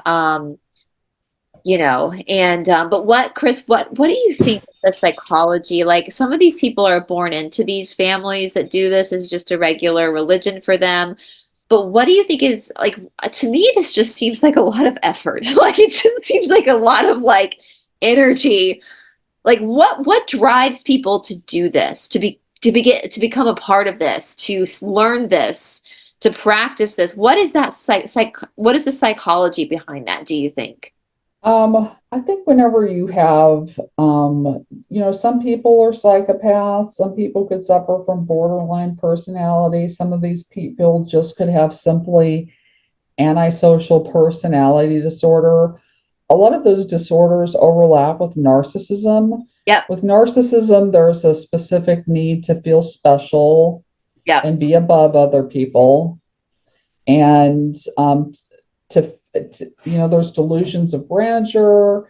There's the need to feel important, to hang around with people that have similar viewpoints as themselves, to be part of little cliques that make them feel more elevated and included with others. Yeah. I mean, my personal opinion is they use this because it's a secret way of communicating. It makes them feel smugly superior to other people, and it's essentially pulling a blanket over their behavior while they're chuckling about it under the covers. Yeah, You know, makes a lot of sense. I mean, some people are born into it. So I like my friend is a whistleblower. She doesn't practice. When she turned 18, she left. But Mhm. some people are born into generations of these occult practices, and she actually does now. She's an informant for the government to help them um, crack down on some occult practices. But you know, even like the some of the police officer badges is the pentagram. Like, you see it in their symbolism too, and I mean, if you, Chris, do you, with the NYPD, with the Son of Sam case, do you think there were police officers, higher ups that knew exactly what this was and derailed the case for that reason? From interviews that I've watched, for example, John Comparetto, which was one of David Berkowitz's high school friends, they served in the auxiliary volunteer policing together. Comparetto has acknowledged in an interview that, and he works in he worked in law enforcement, and he was actually high ranking in law enforcement prior to retirement. So there's no reason to question what he has to say, in my opinion. He had stated that the NYPD was fully aware of the cults, that they knew what was going on, that cult members were relocating to California, and they just wanted the problem to go away. Yeah, that's what Mike says. And I don't know if I told you this, Chris. I told Mike this, and I promise for people watching, I'm never going to out anybody, but I've gotten a lot of emails since I started doing shows with Mike specifically of people who are children of ex-NYPD officers sending me anonymous emails saying, I don't, want this, but my dad always said that there was more to the Son of Sam. And so I think that some of the little guys on the police force totally knew. What can you do when the higher ups are trying to brush it under the rug? Well, there's also a reference in the Santucci Lifer document, and it's on the People versus David Berkowitz, referring to the group. And there can be, everybody has different nicknames for groups as well as nicknames for themselves. Like I could go by Chris, Christine, Christy, other types of nicknames. But there's a reference to the group being called, I believe, the Cosmic Police. Oh, and wow. What a lot of people, I don't believe, realize is, I believe it's a reference to William Burroughs' The Nova Express. And I would not have picked up on this if I didn't have help from somebody else. There was a source who's very familiar with obscure satire and understands Burroughs. And Burroughs was also associated with Magical Child. But if you read Nova Express, it has to do with criminals and police and how they have a symbiotic relationship with one another. I'm not going to personally accuse law enforcement of being involved, but you know what? If they've been trying to cover it up for years, and not acknowledging it, you have to wonder what's going on. And it's not all law enforcement. Absolutely not. It would take one or two people higher up to shut this down. Mike, Chris, and I did an occult ritual while you were gone on air to bring you back. I'm just kidding. Oh, is that what happens? No wonder I came back. He's here. We bippity boppity booed you back. We were just, right, Chris? We were just going to try a little occult spell and see if it worked. Give it a shot. I'm just kidding, guys. You guys watch the show now. Nobody's plucking chicken feathers in my house. Sorry. No, you know how the internet. Anybody plucking chicken feathers in your house, Mike? Yeah, well, I don't know, maybe. Maybe, okay. I saw your name pop up, Mike, and at first I was like, is someone else? I was like, oh no, it's Mike. Let me let him in. No, but this is, I mean, we were just saying, Mike, like the level, the depth of knowledge you have to truly grasp the occult side of this. And I was asking Chris, Yeah. what kind of personality besides, I want to clarify that besides people who are born into it, there are innocent children who are born into it and their family practice, like my friend who's a whistleblower was saying she left when she was able to, and she now is an informant and speaks out against the occult. And, but for people to be attracted to this type of, it just seems exhausting to me, honestly. Like, I have a lot of energy as a person, but if a religion is going to cause me to have to run these many errands, yeah, I don't want to be involved. Like, it's just too much. Well, I agree. I mean, there's a lot involved with it seems. Okay, studies that I've done of it, and but if you're the type of personality that is like a controlling, wanting to control, or dominant, or narcissistic, or some kind of raving maniac, maybe, you know what I mean? It's an easy trade-off. You'll do that work because a lot of this stuff works in groups, Yeah. right? Coven, yeah. Coven, things like that. So these people are working together. They want to be together. Part of the Son of Sam cult was all about creating fear in the city, and that creates more magic, okay, and more control through that magic. And that's, they don't have a problem putting in that work. That's, Yeah, it's self-gratifying. I will say, I know, Mike, because you're from New York, and Chris, you're in the Midwestern area, but I know my channel's heard me say this before. I have a friend named Angie who's from Georgia. Hey, Angie, if you're watching. And we have down here in the South, we have these prayer groups because it's all Protestants down here. And these women will get together and like have prayer groups. And my friend Angie's like, I think they're covens. They get in these prayer groups and they that's how they gossip about people. They'll get in their circles and pray, dear Jesus, please be with Mary Jane because, she's having an affair on her husband. Like, they'll gossip through prayer. And my friends Angie was like, they're covens. They're covens. Like, you don't want to be stuck on someone's prayer train. No, I wouldn't want to be prayed to that way. No way. No, it's a way of justified gossip, but it's just the amount of energy that people put into this, and it is they I think a lot of people kind of scoff at the idea of the occult, but this is serious stuff that's been around since the beginning of time. I mean, read the Dead Names book. He kind of goes into like the history of this stuff, and it is very fascinating. It is very we have a lot of high level politicians who are involved in this stuff. And I think it is that need to try to control, and that is definitely the sign, like we talked about earlier, the Navajos, that the white magic works with nature, does not try to stop nature, you help people move through the seasons of their life, where black magic is trying to create an inversion in order to harness that fear, to use it as power for itself. And that's a choice that every human being has to make on a daily basis. Am I going to use these circumstances to help or to hurt, to manipulate or to be honest? And, it's a serious topic. It's a fascinating one, but it's also a very serious one as well. If I could just add something here that I think happens to people, okay? I think some people get drawn into this related to their culture. Yeah. Okay, and their ethnic background.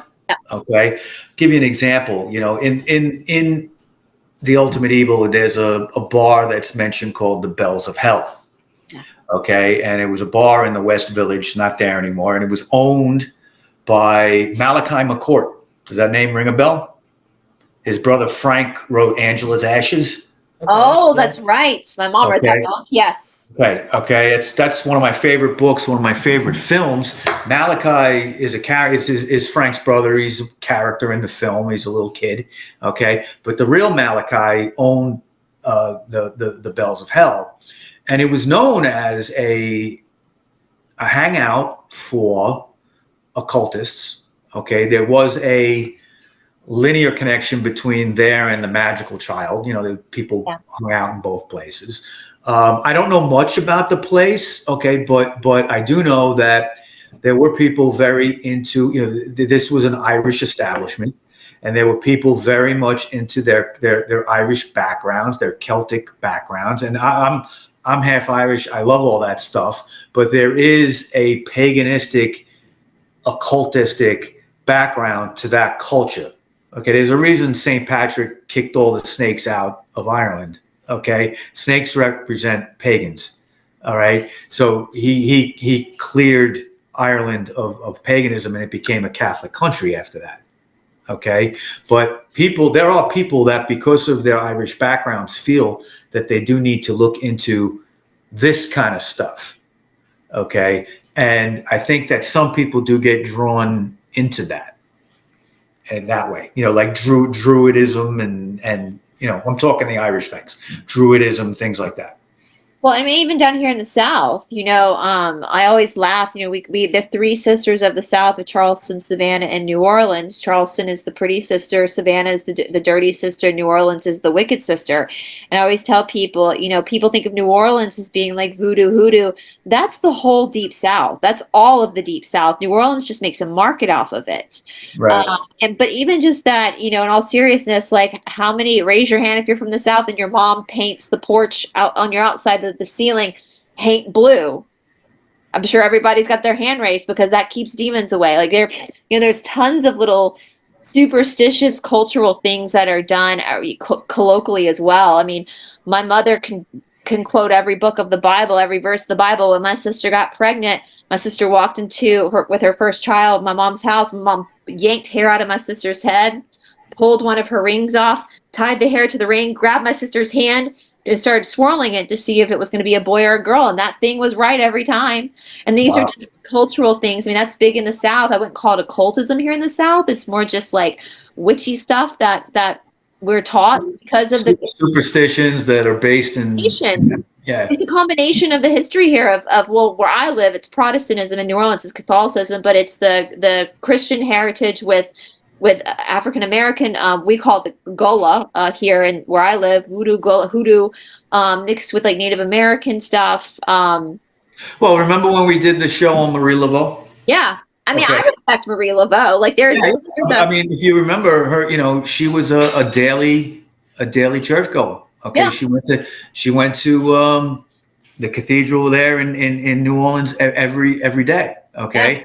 Yeah. But she also practiced voodoo, and people came to her for her, what she could do.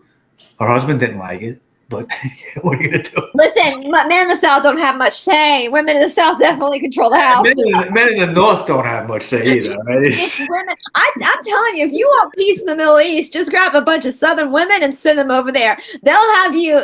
My favorite quote is when a Southern woman says, "Do you know Jesus?" Just know that she's about to send you to meet him if she says that to you. So, that's not good. There's power in culture, and I absolutely respect that. And that's part of what I love about being from the South myself. So I get that. I love how eccentric the South is. My mother told me my first ghost story when I was like 4, the gray man of South Carolina. I was terrified every time it rained outside. That's just part of our culture down here. But yet you go to church and you learn you either go to heaven or hell when you die, but your mama's telling you ghost stories. I mean, I had many friends growing up whose mamas, their houses were haunted, and you'd be over at your friend's house and the mama, there'd be noise or racket upstairs, and the mama would start yelling at the ghost. Now, Miss Sally, you calm down now. These kids are trying to do their homework. Just very open about the wackiness. And so with that being said, I can understand that there is a culture, probably definitely a cultural heritage to some of this occultism. That's probably in some regard harmless. I do believe it's probably mostly harmless. Yeah. But I brought up a Celtic thing as an example, but there's others. Obviously, Haitians can say the same thing about their background. Okay, and there's good and bad in every culture, and all that. But people might get drawn into it. Yeah. Because of their ethnic pride and their interest in their ethnicity, which there's absolutely nothing wrong with. It's a great thing, but it's just there's background in that. I mean, look at Jews have the Kabbalah. Yeah.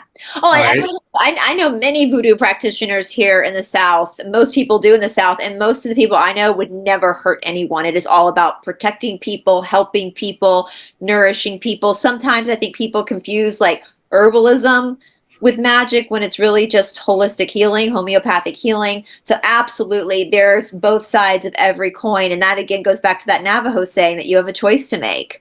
Are you going to use what you understand about the woo-woo world, we'll say, to be to help people in society and to make peace Right. with people in society? And I always laugh at like, listen, I have a hard enough time controlling my dog on a leash. I really don't understand when people want to control like whole nations and cities because I'm like, I have a hard time with just my dog. Like I just don't. That just seems like a lot of energy for me, like to try to try to control like they do. It's just too much, man. That's just too extra. Right. But I guess too, like we were saying earlier, Chris, with like coming out of wartime, coming out of extreme trauma where people are trying to reconcile existential crises and what they've seen and make peace with it can lead people down a very, very dark path. And hopefully that's what the past has taught us, that we need to be aware of how. I think that's what happened to Berkowitz in a lot of ways. Even though he obviously was familiar with the occult, I think he was vulnerable, and I think that vulnerability led him into you know, from what I know of David, from what you guys have said and what I've seen, if he had been surrounded by better people, he might not have done what he did. I think I, it's I It's would, an interesting I possibility. think it's, I don't know about that, Bryce. I I'll think be he would have. honest. You know, I think that he was drawn to these people based on a lot of different circumstances. I think that there was a combination of nature and nurture. I think that if he had had a better environment, I would agree with you that he would not have veered off the path and he would have made better choices. Yes. All the same, I do think that he has, um, you know, he had some mental health issues. He had other health challenges such as head injuries. He had Um, what, two head injuries by the time he was a teenager, right, or something. I think that I think he had some challenges to overcome, and I think it was a struggle for him. But I will agree with you that I think a lot of it was environmental, and if he would have changed his environment, it would have helped. Still, you can't say with 100% certainty. I don't think he's a psychopath. I think it's No, he's not even okay. First of all, No, don't even get me started on psychopath because psychopathy is not in the diagnostic statistical manual. right. It requires somebody who's completely qualified to make the diagnosis. right. Um, Right. That's it, never you, happened. it's a brain structural issue. He would need to have an MRI. They would need to look at it, and they would need to have a structured interview to determine if he's a psychopath. That's not That's his just one of those. diagnosis. That's No, one of those words that people throw out there and they don't Right. know what they're talking about. no. I I mean, don't think he's soulless. it's like throwing out sociopath. Yeah. And they use sociopath and psychopath interchangeably. They're different, Sociopathy has environmental implications. Psychopathy has biological implications. right? If you want to say that he had antisocial behavior, that's one thing. That's in Yeah. the diagnostic statistic manual, and that overlaps with all sorts of disorders, including borderline personality disorder. Yeah. Now Well, we can go to we all know there's a lot of armchair psychiatrists out there talking shit, but yeah, that those words I are don't, used interchangeably. It's not right. I don't Yeah, think and I mean, soulless. I'll even go as far to say he was diagnosed with schizophrenia, Hmm. and I don't believe he should have been diagnosed with schizophrenia because during his crime spree, he was taking drugs, and you have to be off the drugs for a considerable amount of time in order to evaluate a person, in order to give them the diagnosis, because drugs can induce schizophrenia. Yeah. Um, Certain fair, drugs. Sure. Fairly soon after he was diagnosed with schizophrenia, the diagnostic statistical manual was updated with different diagnoses, including borderline personality disorder, which branched off of schizophrenia. It's far more complicated. It encompasses more aspects. Now, I'm not a psychologist. I have an undergraduate in psychology. I am not. I want to be clear. I'm not diagnosing David Berkowitz over the air. Yeah. What I'm saying is, I disagree with this diagnosis. Well, I don't think he's ever been properly diagnosed mentally. The Department of Corrections has a lot of challenges related to mental health care, as well as, obviously, I believe that David Berkowitz has been frustrated with overall the field of psychiatry. And I think that there is probably some resistance. On his part. I wouldn't say just on his part, but I mean the Department of Corrections, what they offer prisoners is worthless. So I think most prisoners or inmates just kind of shrug their shoulders and they're like, what's the point? Right. But I have actively encouraged him to see a therapist and a psychiatrist and get an updated diagnosis, because I don't agree with it. Yeah, I'm going through right now a stalking case. I've had a stalker, and my stalker is going through criminal charges in Florida right now. There's the case is still ongoing, and my stalker has schizophrenia, and that is why I got so many threats, and it got really serious. And so what I don't see the same personality coming from Berkowitz as I do from my stalker. It's very different. No.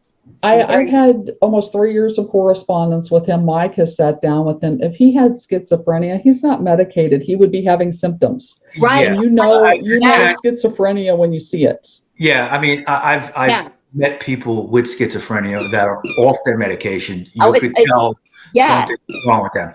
Okay, and they can act violently, or this. You're going to tell. The 2 visits I had with him, and there's more to come. I saw nothing at all like that. Okay, he's a well-spoken, has a sense of humor.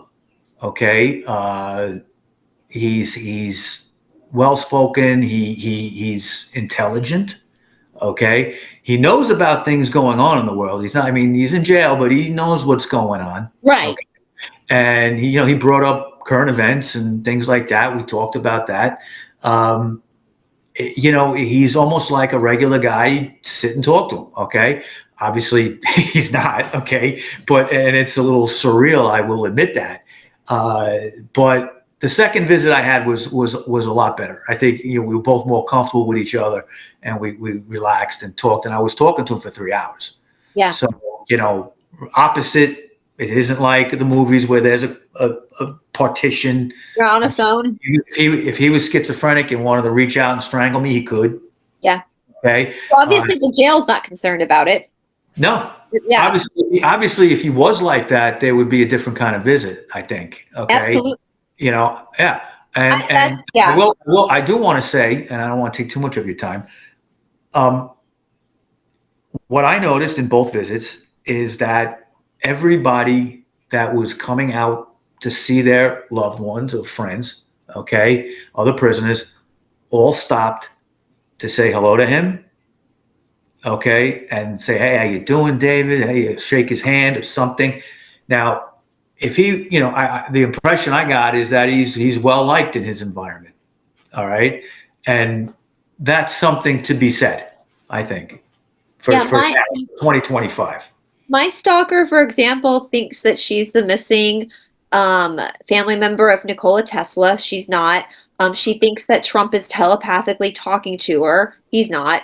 She thinks that she's going to be the military press secretary. She's not. This is a stalker you have now? Yeah. And she gets on Telegram and does these voice messages, and some people believe her. And she's threatened other citizens, including myself, creates stories because these voices in her head tells her things.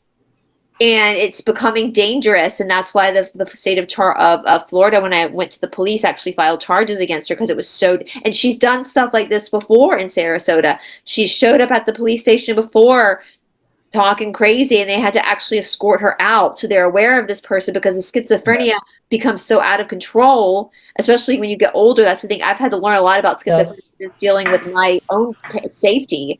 When you get older, it gets more out of control. And Bryce, you Bryce frozen. froze up. oh, can you hear me?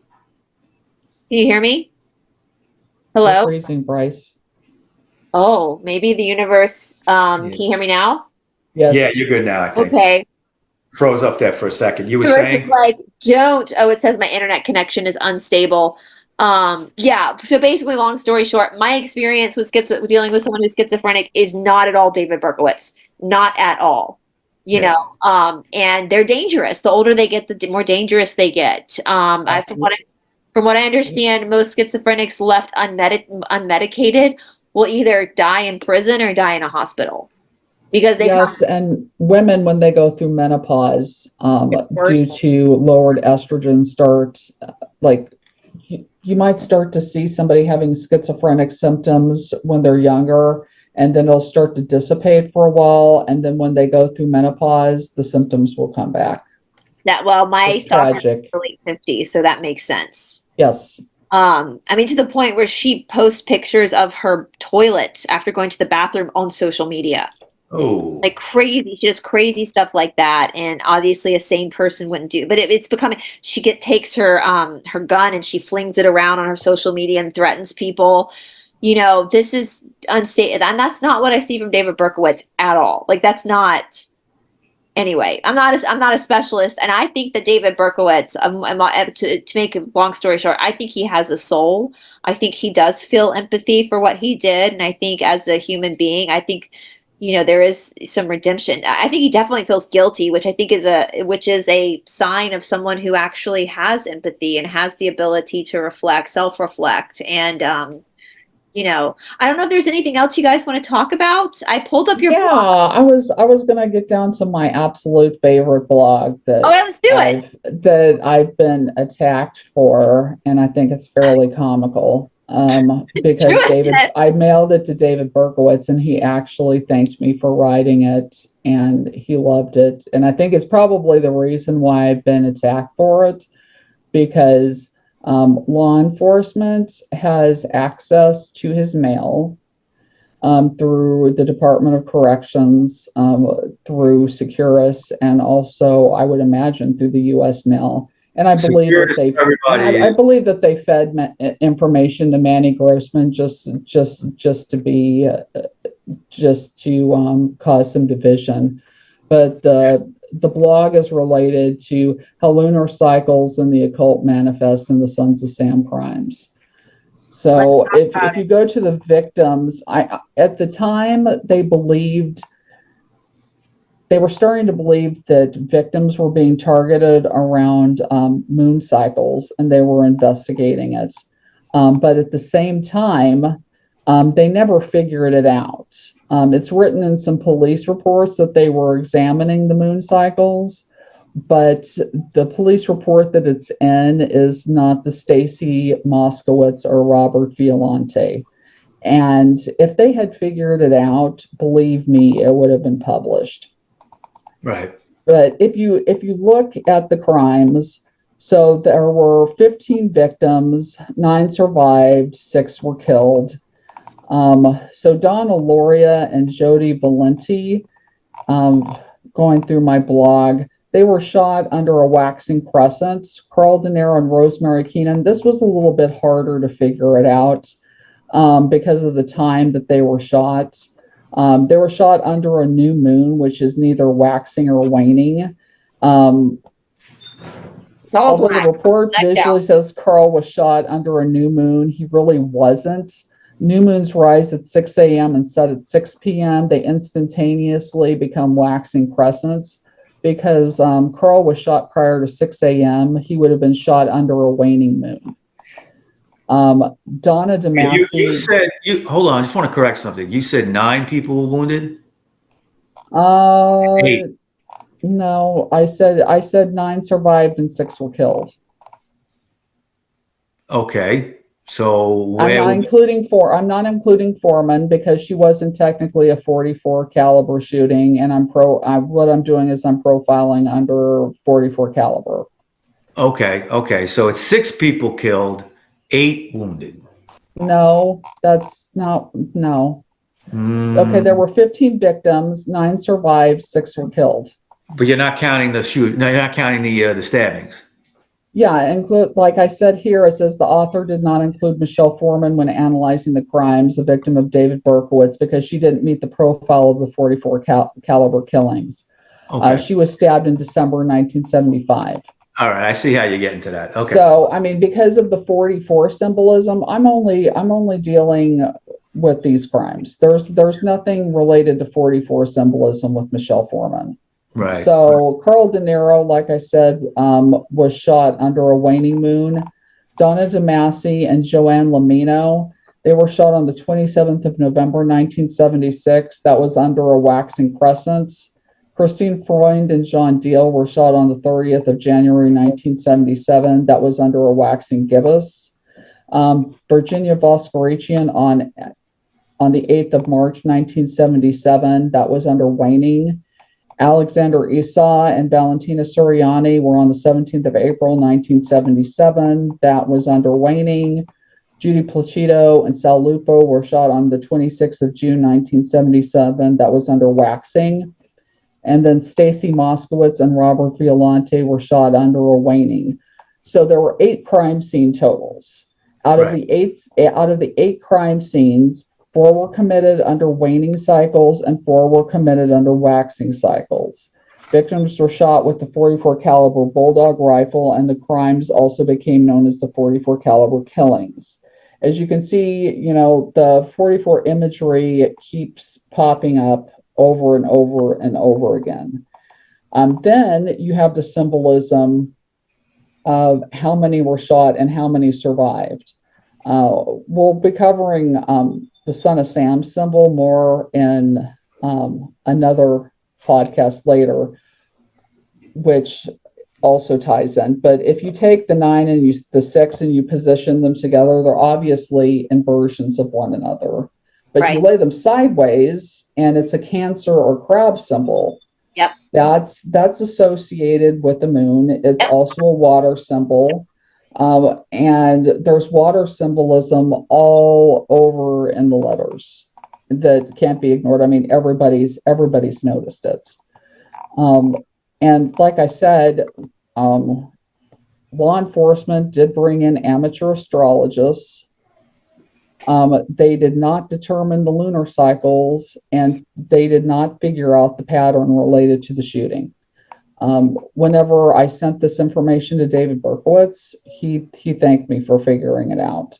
44 in gematria, according to Aleister Crowley, directly translates to blood.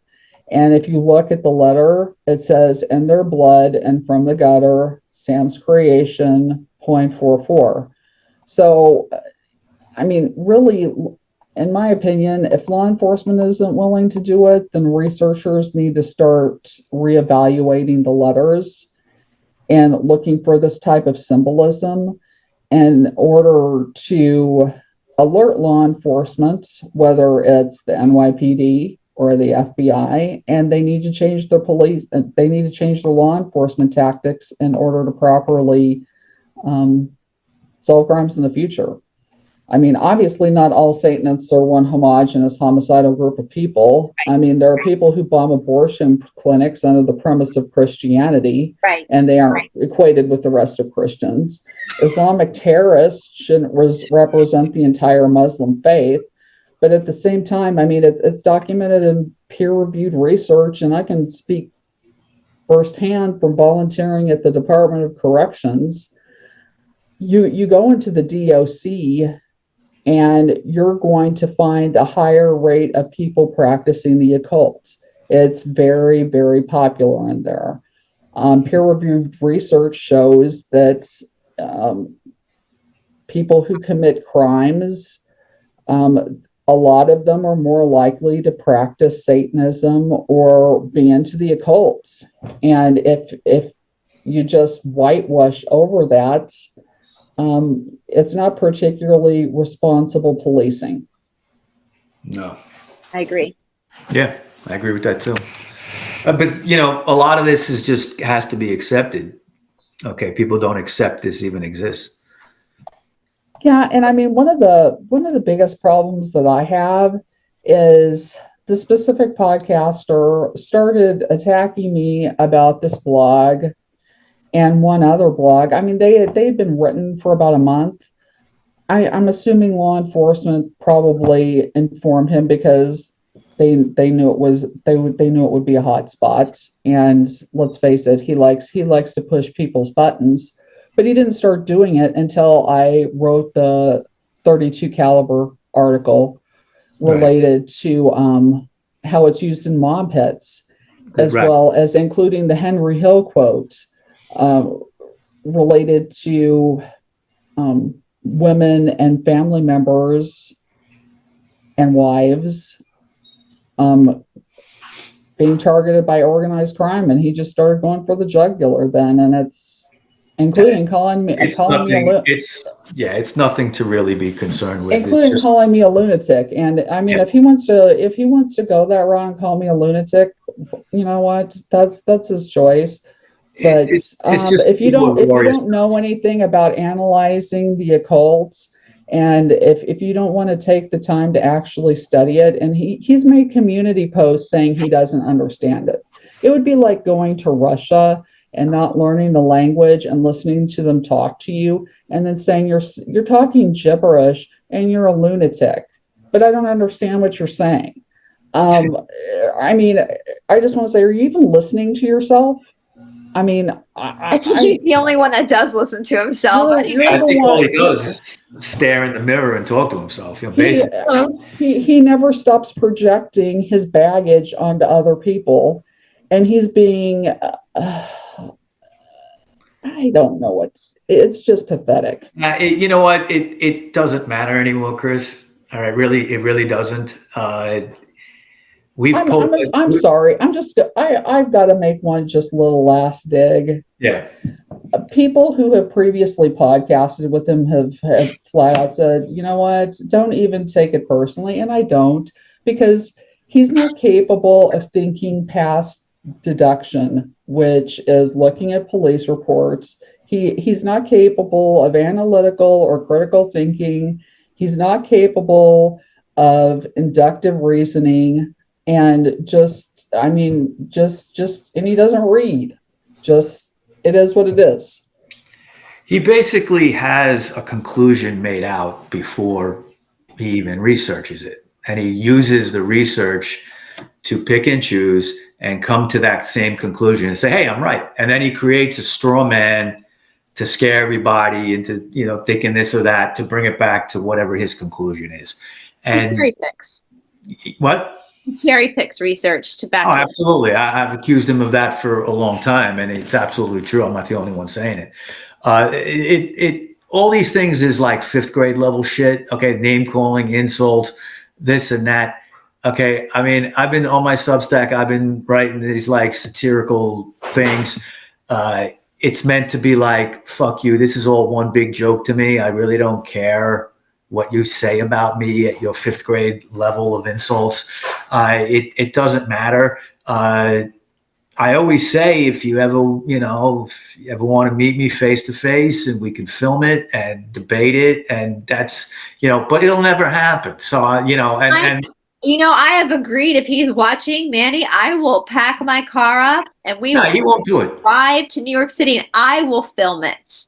I don't think he's even there anymore, is he? Hasn't he already taken off?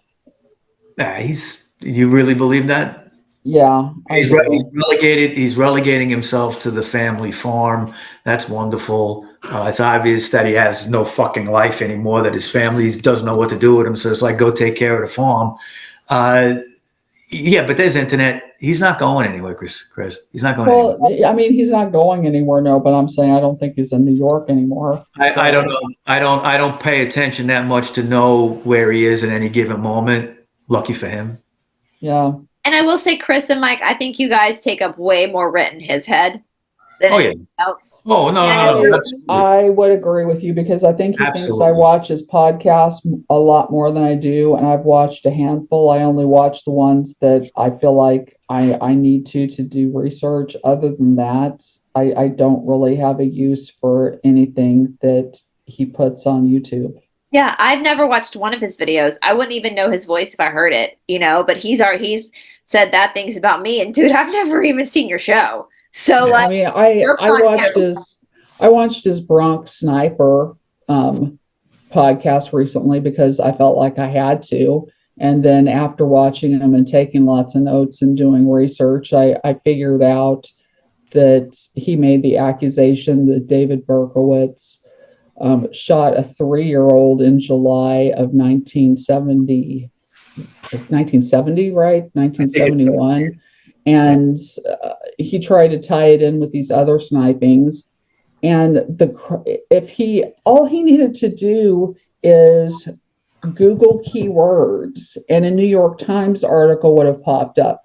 I Googled the keywords, a New York Times article pops up, and I find this kid's name, and the crime was solved within like 24 hours. And he tried to accuse David Berkowitz of doing it. And then after he does it, he doesn't even acknowledge really publicly that he made a huge mistake. Oh, he won't. And that somebody else figured it out. And then you find him, like, people start telling me, oh, he's all over Twitter trying to cover his bases, saying it's, oh, we just figured it out. And it's like, no, you didn't figure out anything. I'm the one that figured it out, and I published it.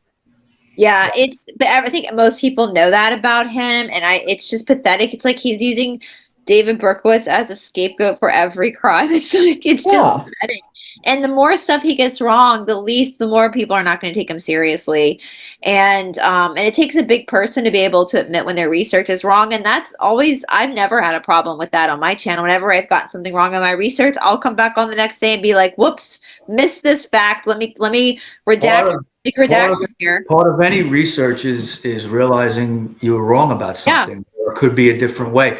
There's nothing wrong with that. And all of this for 4 years has never been about the lone shooter theory versus the multiple shooter theory, and the conspiracy and the cult. It was never. That's like a third level thing. Okay. What this all has been, this online feud between all the different factions, is that people just started to attack people personally. Yeah, it's ridiculous. And they made up lies, and they made up accusations, and they told falsehoods about what was going on in the research community at the time. And it just metastasized. And now it's at a point where, people are closing down their blogs, and people are getting rid of, it's damaging the community, I think. In my opinion, this is just my opinion. I think what Manny does is abuse. I think it's narcissistic abuse. Yeah, no, there's definitely a mental issue going on here. Yeah, it's abuse. It's not it's not healthy debate. It's downright abuse. He name calls people. He makes up lies about people.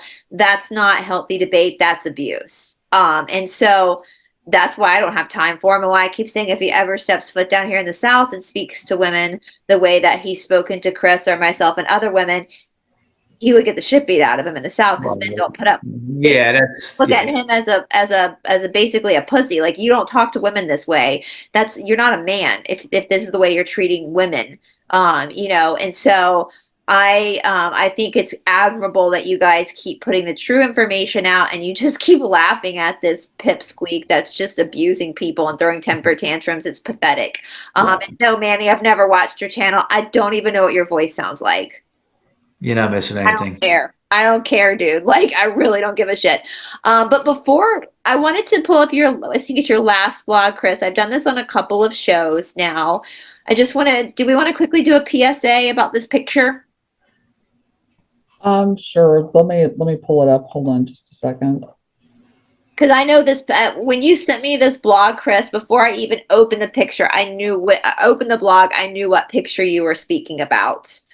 Yeah, the picture of the child has been misattributed to David Berkowitz for a long time now. He has tried to get the problem resolved to no avail, and he sent me information related to the picture and asked me if I would try to figure out who the child is, because he's upset because obviously he's empathetic enough to realize if he hadn't committed a crime and he was a child and his childhood picture was being associated with the killer, he would be very upset about it. I Yeah, mean, wouldn't you? I mean, absolutely. if I found out that my childhood picture was being associated with like Carla Faye Tucker, Right, um, right. I would not be happy, and I would want somebody to alert me to it. Now, I saw a couple of comments about this because we put this up earlier last week, I think, on all the Facebook groups and everything. Mm-hmm. Um, Somebody said this. That's Brother John. John Paul Ranieri? Yeah. Really? Are you Yeah. sure about that? Yes, that looks like it could be him from as a kid.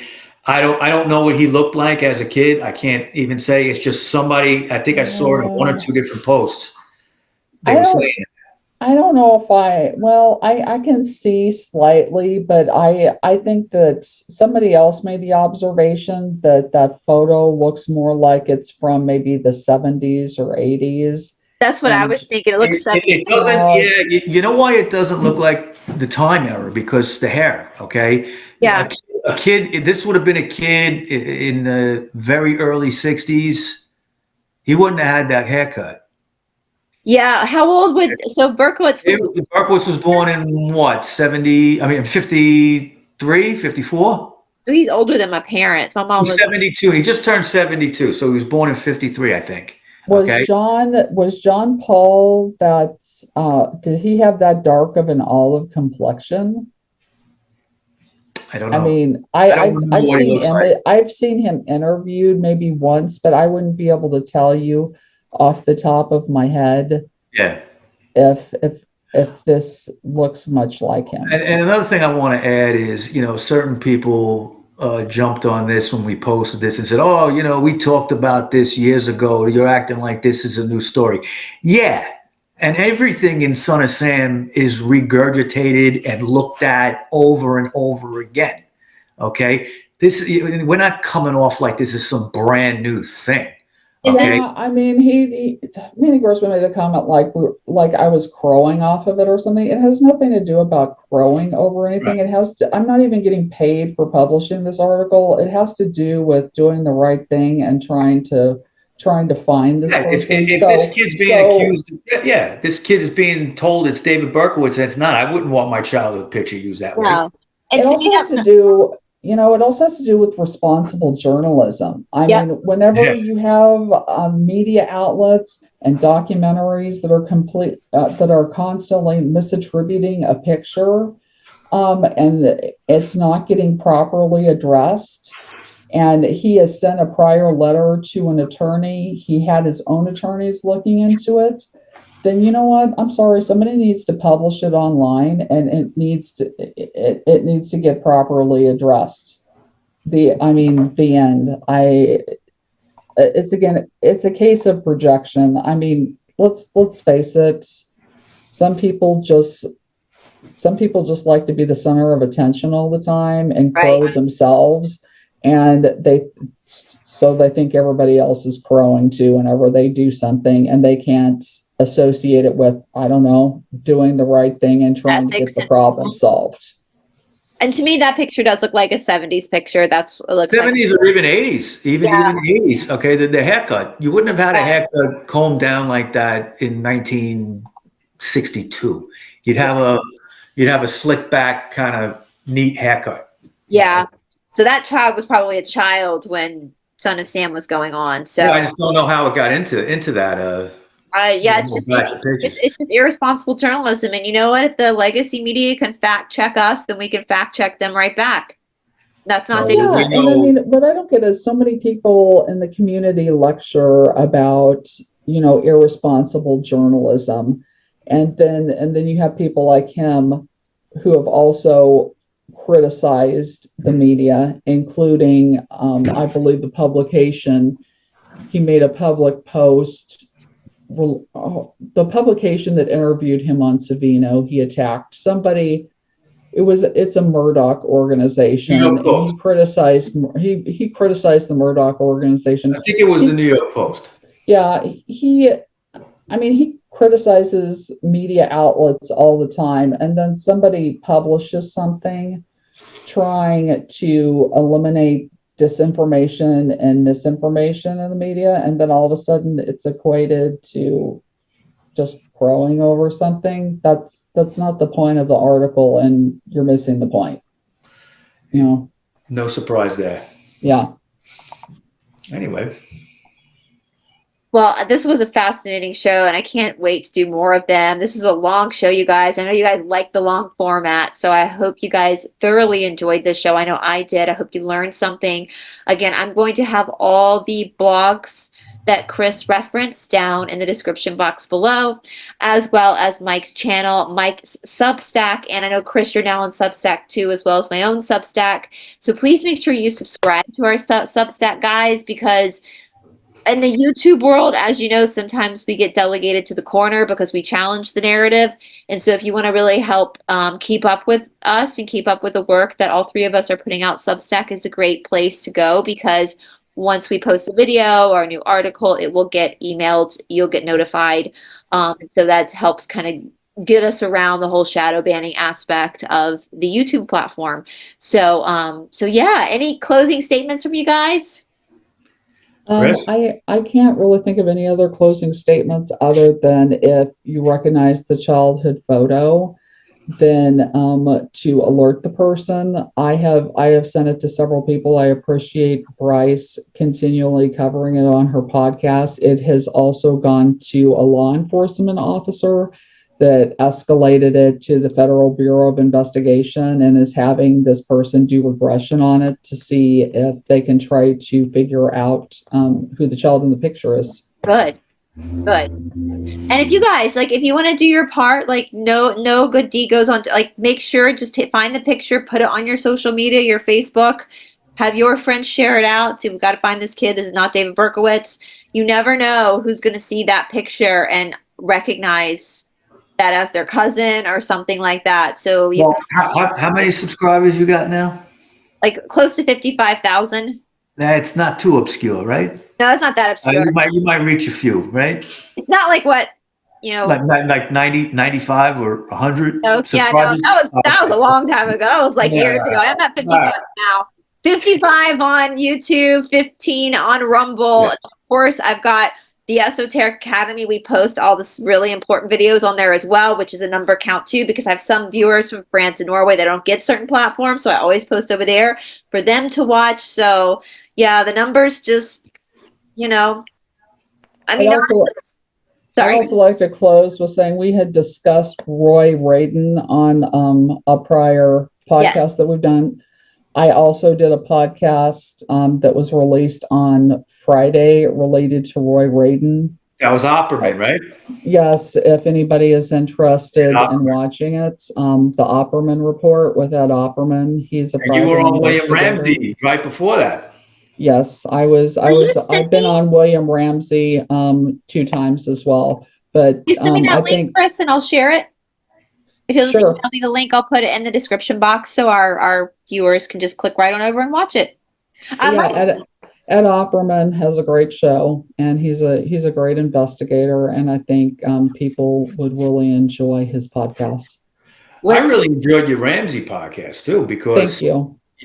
I've been on his show, I think 2 or 3 times already, and he's a gentleman and a scholar, and he's written books, and he knows what he's talking about. And you got into the whole, the 9/11 thing in that, which I thought was interesting. Yeah, and he does William Ramsey Investigates, and he's actually in the top percentage of podcasts in the world, so he's not particularly obscure either.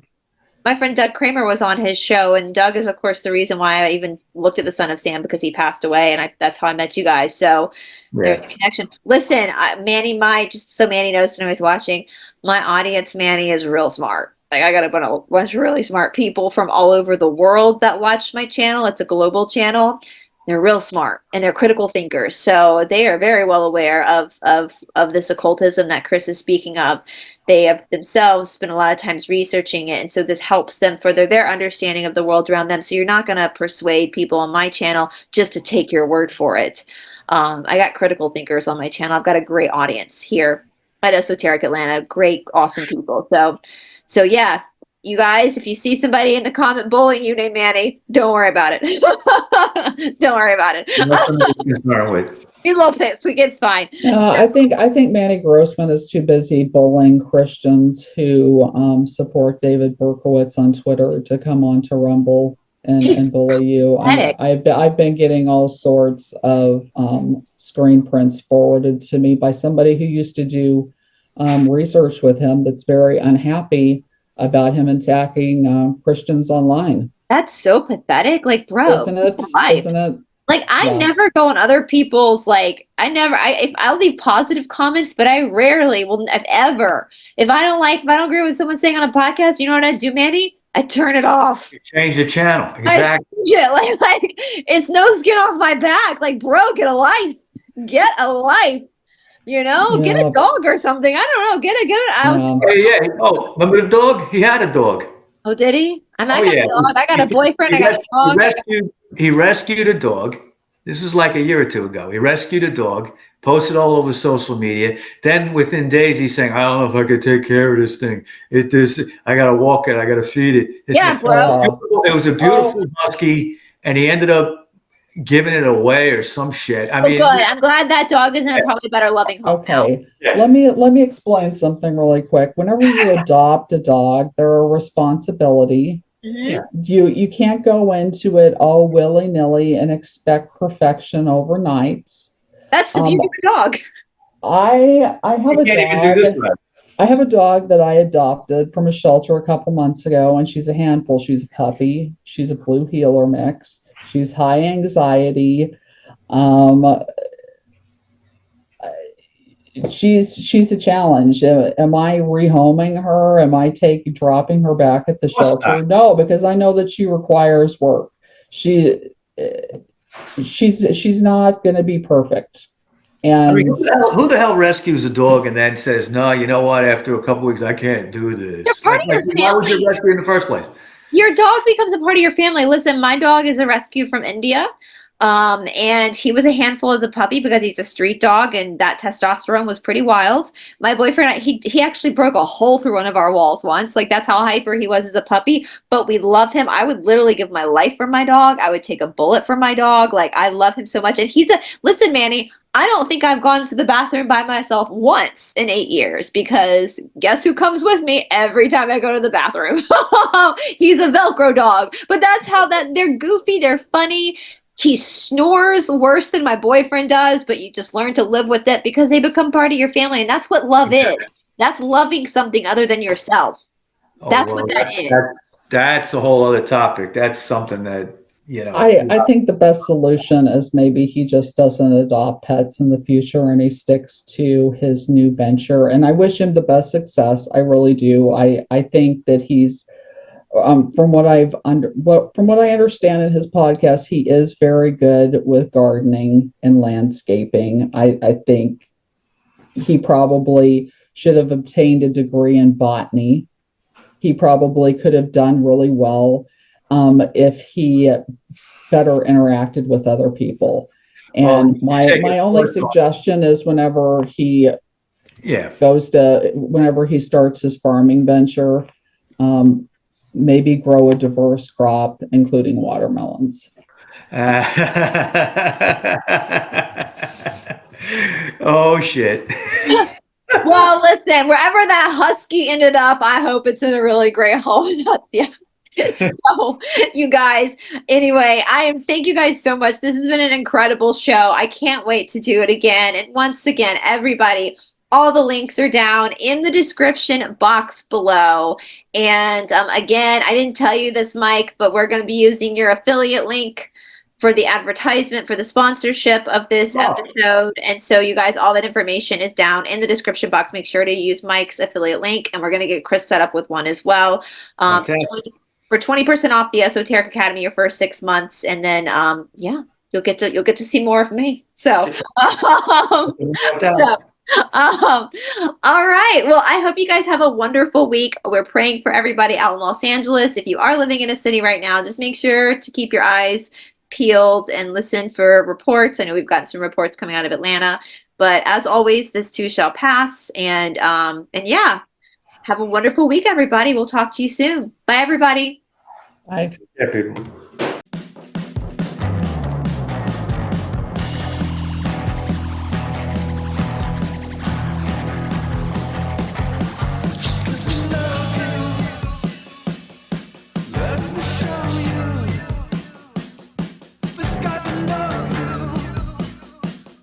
So close to